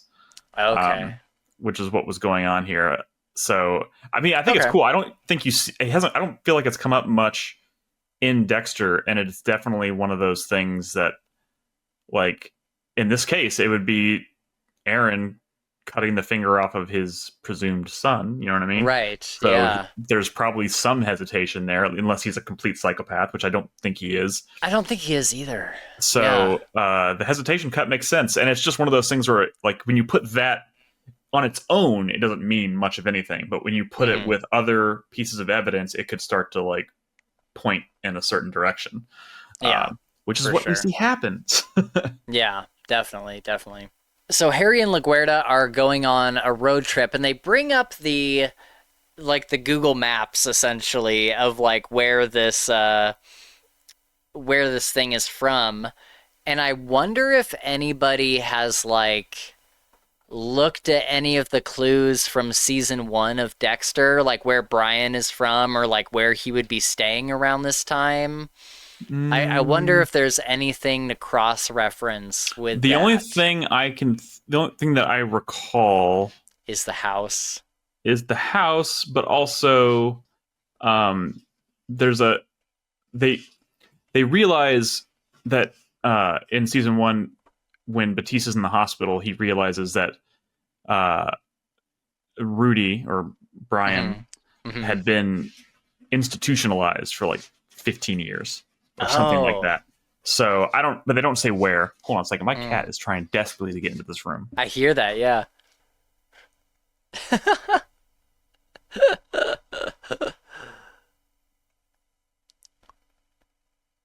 Jesus Christ. I literally she's scratching desperately at the door. I open the door and I just see her running away. Oh my God. I can't do cats. I had a cat when I was younger, and he was a demon. And I was like, I'll never do it again. We have two cats that are both very different. Oh, really? Neither one of them are what I would say demons, but they have very different personalities. And okay. They clash. Yeah? Is one very chill and one's very energetic? One is very antisocial. The other is very social. And the social one just wants to go like hardcore play all the time. And the antisocial one's like, get the fuck away from me. Oh, shit. Yeah. This is the antisocial one that wanted in the room so bad. Which I think she wants in the room because I closed the door behind me and the other one can't get to her. Oh, okay. So Laura gets taken to see Estrada. She's like coming home and she's got like her groceries and stuff. This was an incredible scene, and this not was just a scary because scene. Yeah. and not just because she gets absolutely butt naked in this scene, but she has to drop off her groceries, and then they bring her to this pool. And he's like, get naked, because they want to see if she's wearing a wire. And when she gets in the water, he's like, this is how I tell if people are being like honest with me, because you're in kind of a vulnerable spot. You're completely naked next to this like kingpin.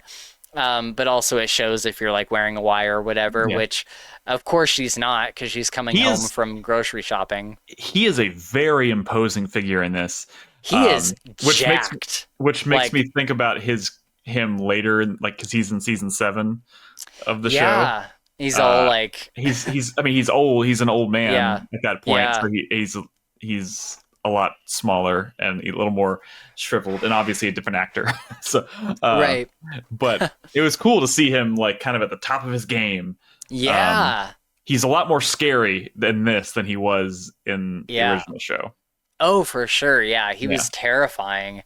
And he tells her like, hey, you've been doing a good job. You're like a go-getter and all this stuff. And then I think she tips her hand a little too much. Yeah, she does. She definitely does. She's like, I would love to learn from you or whatever. Yeah. Are you going to be at the shipping yard? Yeah. And he asked her to come to the shipyard. So do you think he already knows and he's planning on killing her at the shipyard? Like, how does, because it never gets explained how Dexter and Brian ended up at the shipyard. We're on our way to find out, because that is inescapable, because this is all building to that moment. He does try to get under her skin here by showing that he's done his research. He knows the names of both of her kids. That's right. That's a good point. So I wouldn't be surprised at all if this is like if he like kidnaps the kids and brings them to the shipping container as a means of like, you don't fuck with me. Like, right. I'm gonna make your kids watch while I do this kind of thing. Oh my And in god. the original show, they kind of suggest that he was not present in the shipping container when it happened. He was just Wasn't the one that Yeah, gave because the order. he wasn't the one that did it, right? It was Right. his henchman that did it. Yeah. Um, so yeah, they allude to the fact that he wasn't in the shipping container, but also like I don't know if he could have been there and maybe he just doesn't know. So like Yeah. that's an easy thing they could retcon. So I have a feeling he might actually be in the shipping container.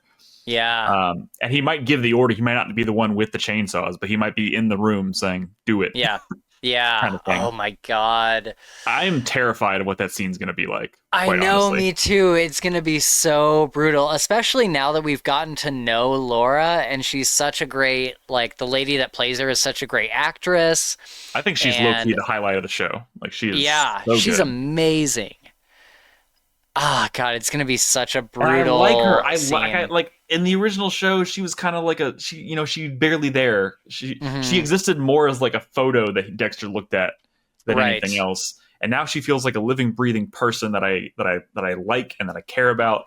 Yep. And it's gonna make it's kind of gonna like Ah, reframe the whole like I want to rewatch the show again after watching Original Sin and see how I yeah. feel, how I react to seeing her in the original show after seeing Yeah. this. Um, Yeah, as I'm watching episode two, or season two, she showed up a couple times, and I'm like, God, she's the spitting image. It's so crazy. But also, there's a there's a scene where I think Dexter finds a recording or something. It's a voice recording, the and interrogation or well, it, she's it's an saying like, interview. It's a police interview with Harry. yeah, and she says, I've been doing this for a year now. Like, we need to stop. Like, he wants me to meet him at this thing. He's gonna kill me. And I think it's the last meeting before she gets killed. Yeah, And so I wonder, I would love to, I need to go back and rewatch that episode from season two, because I wonder if they'll include the exact same, like, all of the words that that she could be. says, like, word for It could word. be. That'd be I, really cool. yeah, you're right. I really hope they do that. I mean, that seems like I think it'll be a missed opportunity if they don't, like, because it'd be a really great scene for one, and it'd also be a Yeah. really great, some really great connective tissue to the original series. Yeah. So yeah, I hope they do that. I think it's Yeah. very, very likely they're going to do that as well. Yeah, for sure. The only For thing sure. is, there's part of that scene in the original show. She says something where it sounds kind of flirtatious, and he's like, the recorder's still on. Mm. Like you can't do that while we're doing this. And at the point in the show they're at right now, she's already like kind of turned against him because he's clearly Yeah. chosen his family over her. And Mm. so I don't know if they could do it like a 1-to-1. Yeah, yeah, Maybe I'm wrong. Maybe he's gonna slip up again, and yeah. Yeah, maybe he's gonna maybe. start. I think, like, I think he has the affair with LaGuerta, and then he's kind of like, I've already fucked up, and so then he has like one more time with Laura. There's no way that they don't have another romantic scene right before she dies. Probably so. Yeah, I wouldn't be surprised if he slips up, and then they do the interview scene, and she's kind of back and hit like on the Hmm. Harry train or whatever. And then they just Right. do the scene, and it plays out exactly the same way as it did in the original series. I do think, though, this is building up to the ship container, and there's going to be some kind of revelation about Yeah, the events of that there night. has to be. There's going to be some kind of game changer that kind of like reframes the way you see everything. Mm. Um, and I have Oh no my idea what God. that could be, I but I'm know. excited. I'm excited. If I'm it's so not, nervous and if it's excited. exactly the same and like there's really nothing different about it, it's going to feel like kind of a bummer. Right, Um, right, right, right. but also not the end Yeah. of the world. I think the show's been great and fun or whatever, but I feel like Do you there needs to be something there to kind of like recontextualize everything. do you think we see her, like, actually get killed with the chainsaw? Like, I mean, actually, I don't think they're going to like graphically show it, sure, sure. but I think you're definitely I think we're going to see the whole horrific thing play out Yeah. with a lot of blood, Oh and God. I think it's going to be super It's fucked. gonna be brutal. It's gonna be so fucked up. Yeah. Oh my God. I'm like looking forward to it, but not looking forward to it. I'm like, oh God, why? It makes me very excited for the finale. Well, I'm curious now. Like, so she dies, and then Harry pulls Dexter out of there, and we never really saw, like, does he take Dexter home immediately and just tells Doris, like, this is our son now, or I don't know. I mean, I don't think we ever really get a really good feel for that. yeah. I think it's going to kind of come down to the woman that I've been having an affair with was just brutally murdered, and this is her son. Yeah. And I feel like he's going to be like, I feel somewhat responsible for this. Yeah. Please let's take care of him. And yeah. it's also, of course, going to tie into the fact that they had a son and then lost him. Right. Yeah. So, because that's new information, right? That he had a son that he lost. That's brand new information. That was kind of the first like game changer. Right. So. Okay. Okay, so Deb is telling her dad, she's telling Harry that, she got kicked out and all this stuff, and she's storming out to go hang out with Geo. And on the way out, Dexter says, hey, advice for next time, don't get caught. Yeah. It's the first rule. Great little quip. Great little... Yep. Great line delivery. So then we get here to the end of the episode. We're at the very end where Captain Spencer is at Dexter's desk in the morning. Looking over the blood results, making sure he's in the clear. Yeah. And I like how he immediately tries to dismiss it. He's like, it's the same blood type, so, it's probably the same from the same person. He's like, well, that's not necessarily true because 34% of people have A positive blood, so it could just be two people with A positive blood. And then he kind of squeezes in that line about, he's like, if you find anything else, come directly to me. Come directly to me. Yeah. Which is like something you tell an intern and they're going to follow it because they're an intern. Right. You know what I mean? Right. Like, it's like, this is a procedure, but I want you to do this because I'm the boss. Right. So, which is tipping his hand. Of course, he's tipping his hand to a serial killer and he has no idea.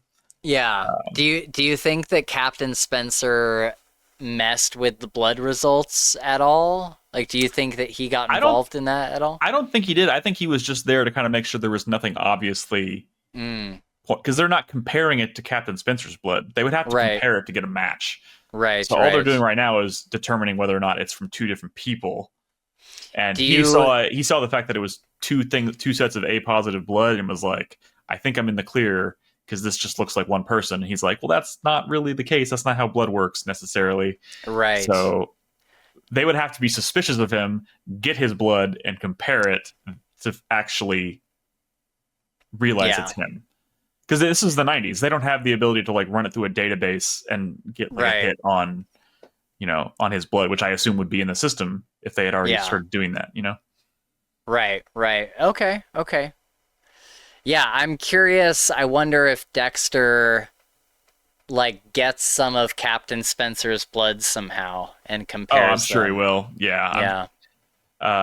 He's going into I liked the way this episode ended because he picks the blood slide up again and he's like, it looks like I'm going to need to find a new dumping ground earlier than I thought. And I was like, yes, bring on the Patrick Dempsey kill scene. I'm ready for it. I'm so excited.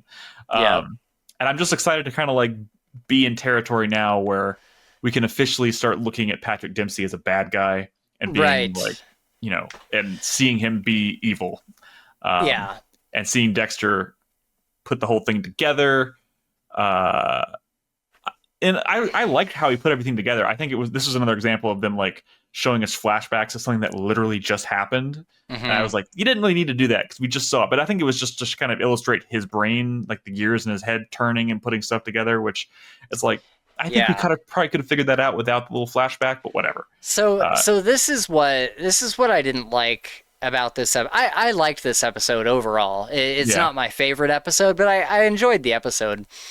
But this is what I was talking about with the writing is this whole Captain Spencer thing at the end here. I was just it was so clumsily handled. I'm like, you could have given us just a little bit of a tease or given us a red herring or something. But I hated how he's sitting there and his sleeve pulls way back away from this bandage.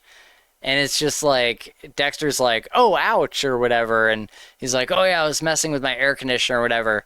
And it's like, okay, like, we know, we get it. Like, it was just so, it was so heavy-handed, where all throughout the episode, Captain Spencer is being all, like, suspicious, which he wasn't in the previous episodes. And so it's like, okay, you're leading us all to this conclusion. And again, I don't know if it's because, like, we had already talked about this twist being a possibility. I may have fucked that up for.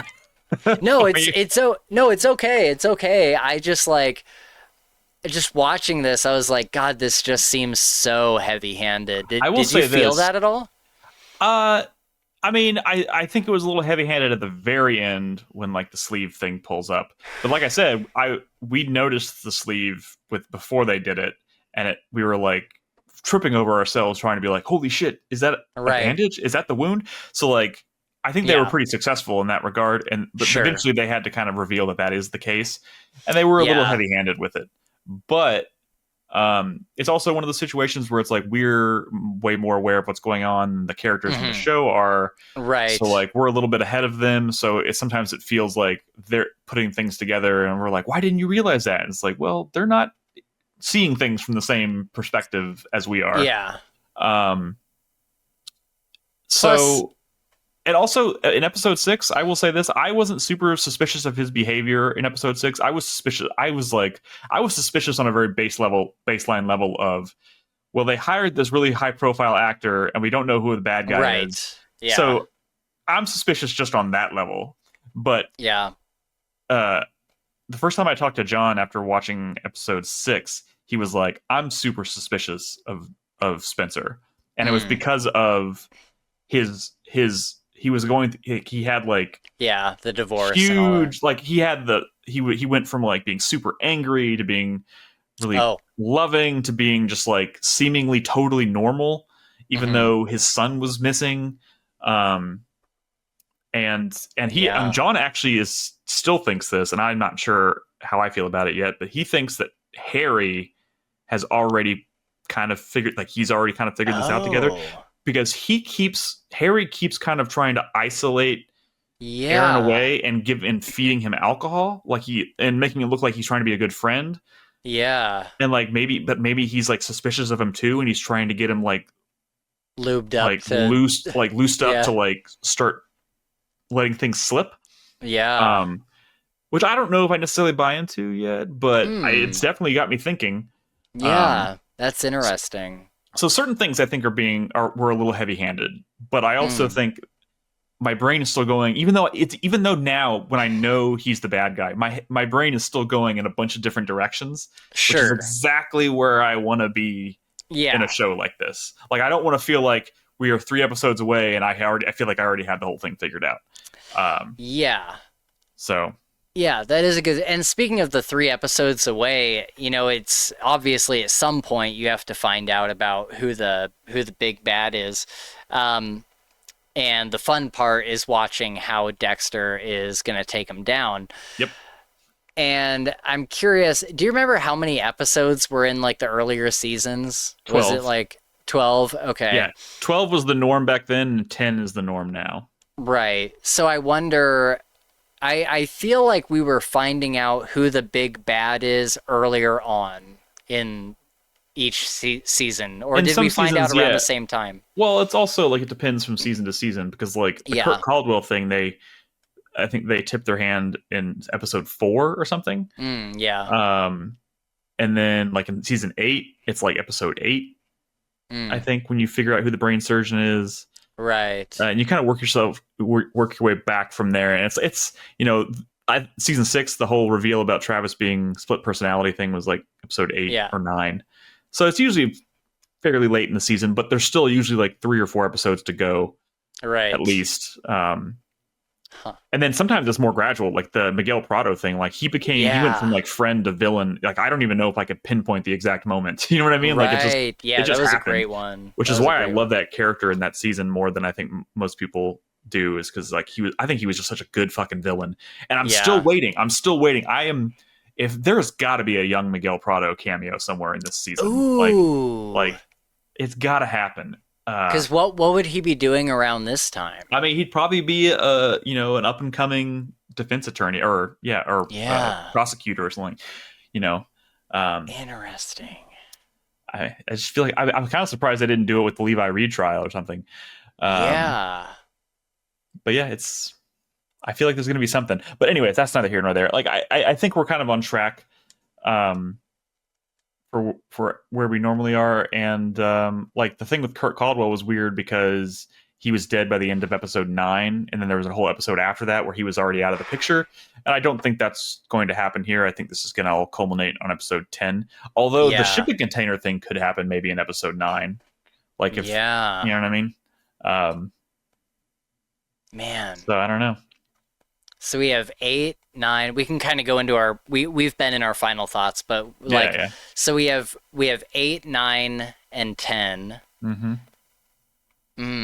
What do you think, as we're kind of winding down here and wrapping it up, what do you like? We've talked about like some of our predictions and stuff, but do you have any other ones? Like, do you think like episode 8 he gets his boat, or maybe like 9? If he's gonna get his boat this season, I think he'll probably get it in 9 or maybe even 10. Yeah. But I also think maybe the boat thing is maybe a reach because I don't know how you go about making that happen very quickly. It seems like the kind of thing but they're obviously building towards him needing, I mean, he needs to get a new form of body disposal, and I think he's going to land on the boat thing. Yeah. So, I don't know. I think it could happen anywhere. I think maybe not next episode because Harry's going to probably be on that road trip for most of the episode, if not all of it. And I think Harry's going to have to be involved in the purchase of a boat. In the purchase of a boat, yeah. Interesting. Yeah. Yeah. Okay. I don't know. I wonder if he figures out his blood slide thing because the blood slide is what led him to figuring out Captain Spencer's identity. Yeah, and maybe. So then that kind of sticks with him, and he's like, this is how it started with my biggest kill is this blood slide, and like, what if I took a sample from each? I mean, he even took the thing out of the fridge, the last shot, right? And he opened it up, and it was like a little mini blood slide box where it like had little things that it was in there. I mean, it only had one slide in it, but I can see him just kind of like being drawn to that. But I think we'll see him cut the cheek for the first time and take the blood this season for sure. Interesting. Maybe he even does it when. Maybe that's how he gets the blood from Captain Spencer. Like if Captain Spencer is like knocked out or something, and he like gets some blood from him and puts it in a blood slide and like finds the two. Maybe that's a little bit of a reach, but I don't know. I mean, anything could happen, and they've done a pretty good job so far of kind of explaining how he got to where he is now, or where he becomes, or evolved into the killer that he becomes. I think he'll be like I think it's probably safe to assume that he'll probably be fully developed by the end of the season. Yeah, I think so too. I do think, because again, I've said it a few times, I think the show is more about Harry's evolution than Dexter's in a lot of ways. And I keep thinking, we talked a little bit about how their relationship is kind of like more positive right now. You know what I mean? And I'm starting to wonder if this is going to be a situation where Dexter's going to tell Harry that he suspects Aaron, and Harry's going to be like, no, that can't be right. Or he's going to be like, or even if he finds proof, he's going to be like, I forbid you from doing this because I care about, he's a friend, I care about him kind of thing. And Dexter's going to just be like, you can't control me anymore. Yeah. And he just does it anyways. And maybe that's the thing that like pushes Harry over the edge and be like, I've created a monster. Like I can't even control him. Like he's not listening to me anymore, that kind of thing. So like I'm like, that could be the thing that kind of like forever changes the dynamic of their relationship. Which could be interesting. But yeah, I think we're destined for Aaron landing on a kill table. Yeah. Oh man, it's gonna be so interesting. And then as we get to the finale, we'll be able to start speculating on season 2. What's up? Yeah. And hopefully they'll renew it before that we have that conversation. Yeah.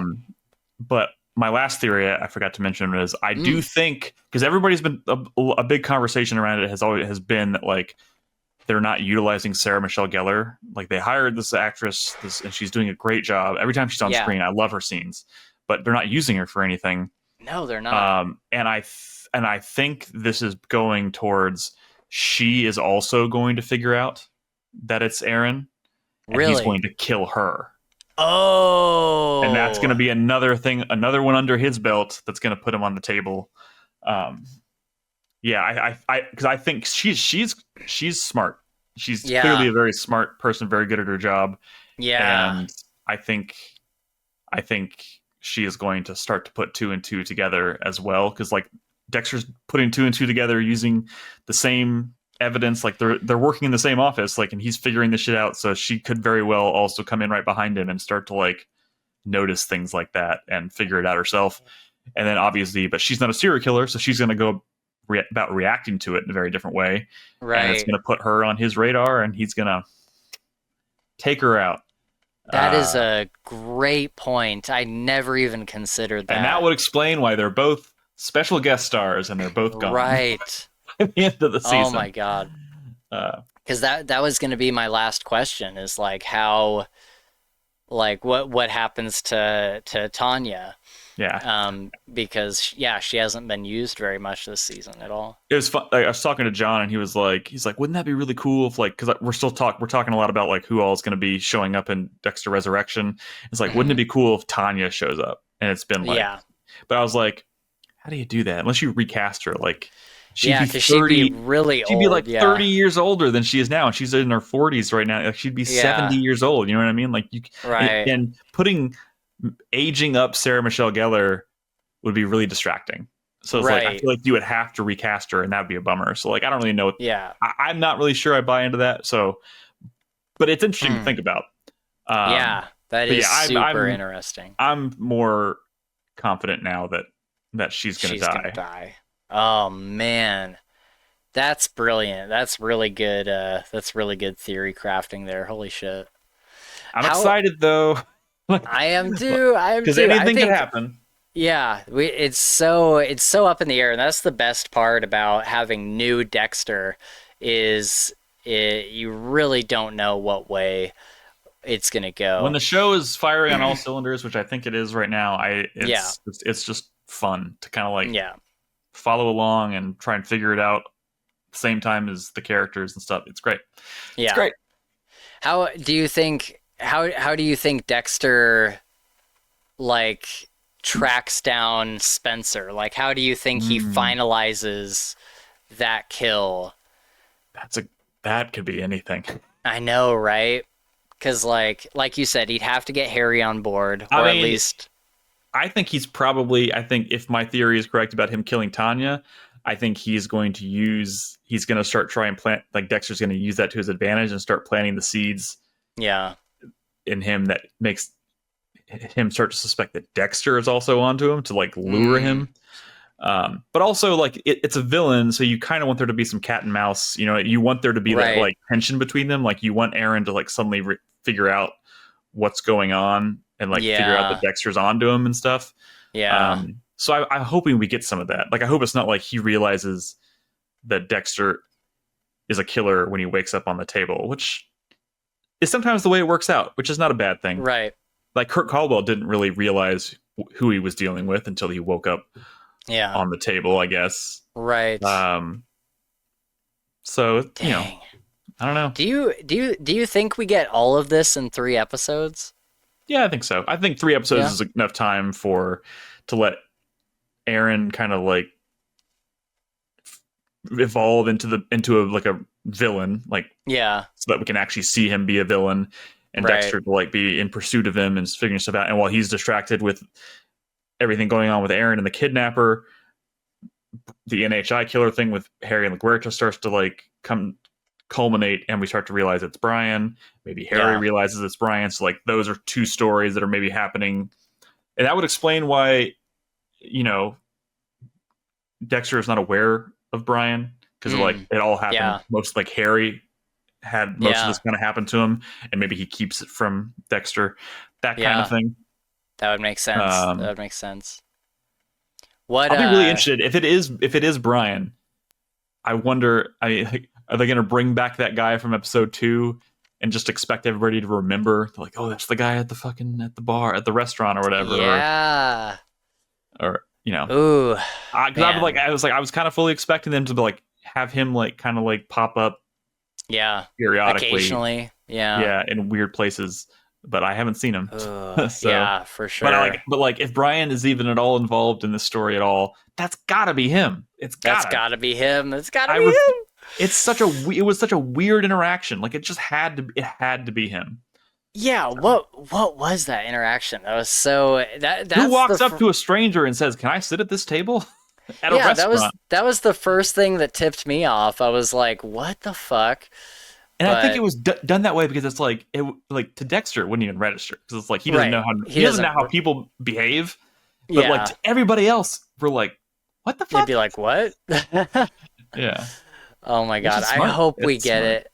I hope we get it, and I hope we see something in the next episode of Harry like starting to get onto that trail, and I wonder if in the next episode is when we really see Spencer be like his villain self, I think we will, because I think that whole thing with the safe house is going to go down, and I think it's going to be I think he's going to be just knee deep in that, and it's going to be all him manipulating the police.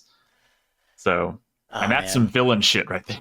Yeah, that is. I can't wait, dude. I can't wait. It's been. You think he's gonna kill his own son? You think he's gonna do it? You think he's gonna do it? I don't think that he has any intention of killing his son. I think that he is using this to manipulate his wife and her new fiance or whatever. Maybe the fiance is the target. Like maybe he's doing all this to punish the wife. Mm-hmm. And I don't know, man. I don't know. I do still think we're onto something with the motive being personal and it being family based, kind of like. Yeah. I think that's pretty accurate. But like, what is the end game here? Like, what is the plan? I don't quite know what the plan is. I know. Unless he plans on killing the son. Like, I don't know what the plan could possibly be. I know that's the same thing that I'm getting stuck on, is like I don't understand how hurting the son gets him anywhere closer to where he wants to be. Unless, I know. Oh man, I don't know why I never thought of this. Ooh. He's setting this up so he can swoop in and save the day. Oh! He wants to be the hero so that his wife will see him as the hero that saved their son. And he's going to blame it on the cartel as the scapegoat. And he'd be like, I saved our son, not your stupid little boyfriend. I saved our son from the cartel. And like... Oh my god. But I just had to kill a kid to do it. And maybe a forensic tech. I had to kill 2 people to do it. Which is more than enough. Oh my god. To fit the code. Forensic tech? When did he kill forensic tech? Tanya. I mean, I'm saying... Oh, I see. If he kills Tanya. Yeah. Okay. If he kills Tanya, that's 2 people. And I only had to kill 2 people and cut off our son's finger. Right. It's all coming together. Together. Oh, God. Oh, no. What if that's his plan? And then somehow he ends his kid ends up like getting the upper hand again and like rips his mask off and sees his face. Oh. Then what do you do? Oh, then what do you do? I'll tell you what you do. You probably kill him. Yeah. Like, you know what I mean? Like what? Like there's no going back from that. Oh my god. I don't know why these thoughts have never occurred to me till now. I think this is going to go super sideways on him. But, oh god, man. Talk about watching someone just like completely fuck fall up apart, everything. But like turn into a villain in like the most diabolical. Like, oh man, it's cool. It's the kind of villain I don't think they've ever done on the show, and that's Yeah. That's neat. Although I'm getting ahead of it. I'm like really getting excited about this theory, and like it may not even be accurate. I kind of hope it is. Like, it's a really good theory, and I like the idea about Tanya getting too close to the truth, and I think that that's all really, really well thought out. If it ends up spoiling, if this ends up being all accurate, and I technically spoil this for people, I'm sorry. I'm genuinely sorry, but I also hope it's good enough that like it doesn't matter. Right. Yeah, for sure. Oh man. We'll see. Yeah. Well, we have 3 more episodes. I am so excited to talk about them. We have what is it? Dexter Unwrapped. They're going to be coming on for the finale with us. I was able to, I was able to talk to them.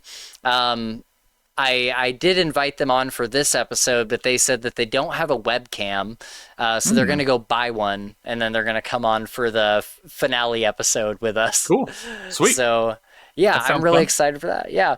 So we'll do you want to do like 8 and 9 at the same time? I think there'll be plenty to talk about with 8 and 9, so yeah. Yeah.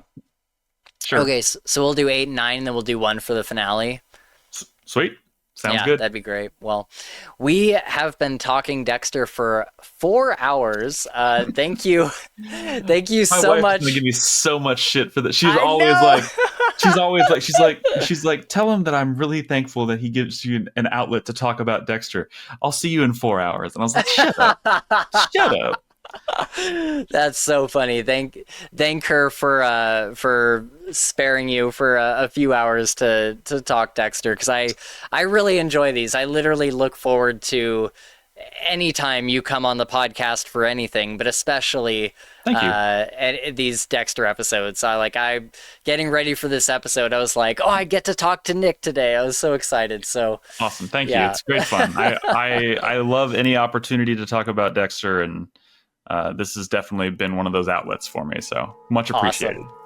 Very cool, very cool. Well, all right, everyone, we are going to wrap it up there. Wrap it up like the plastic wrap that Dexter uses. I never even thought about that being a pun before now until I said it. There it is. Be sure to check out the Dexter Daily and the 4-Player Podcast using the links in the description. If I didn't describe that earlier, Nick writes articles for the Dexter Daily. They're really cool. He does like episode reviews and recaps and stuff. And before we just talked about this for 4 hours, and I'm about to go turn around and write about it. Oh yeah, dude. Yeah, feel free to use these notes if they help you at all. Feel free to take them. I will. But yeah, go check out his articles over there. I try to catch the articles whenever he writes one, and they're really, really good. And then the 4-Player Podcast, they talk about video games. I love listening to that podcast as well. So that'll all be linked down in the description. You will also find links to our socials and Patreon. So that's like Twitter, Discord, those are down there. And then Patreon, you can, support us over there, and that helps us get like new equipment. Like Gabe got a microphone for Christmas. He got his first studio quality microphone. So that was amazing. Oh man, it was so great. I just sent a thank you letter or message to all of our patrons who supported us this last year. I'm like, you guys got Gabe a microphone. Thank you so much. So that's been fantastic. But not only are you supporting us, you get to watch these live as we record them, and you get to hang out with us in the chat and stuff. So consider supporting us over there if you feel so inclined. But if you want to reach out to us another way, you can also just comment down below here on YouTube to join in on the discussion. I personally read all of the comments, and I try to respond to all of them because I, as you can tell, just love talking about Dexter. So I'm happy to chat with you guys down there. But yeah, thank you so much for watching, and until next time, memorize your pager codes, because you never know when you'll need them. What is 1, 2, 3 again? I miss you. I miss you.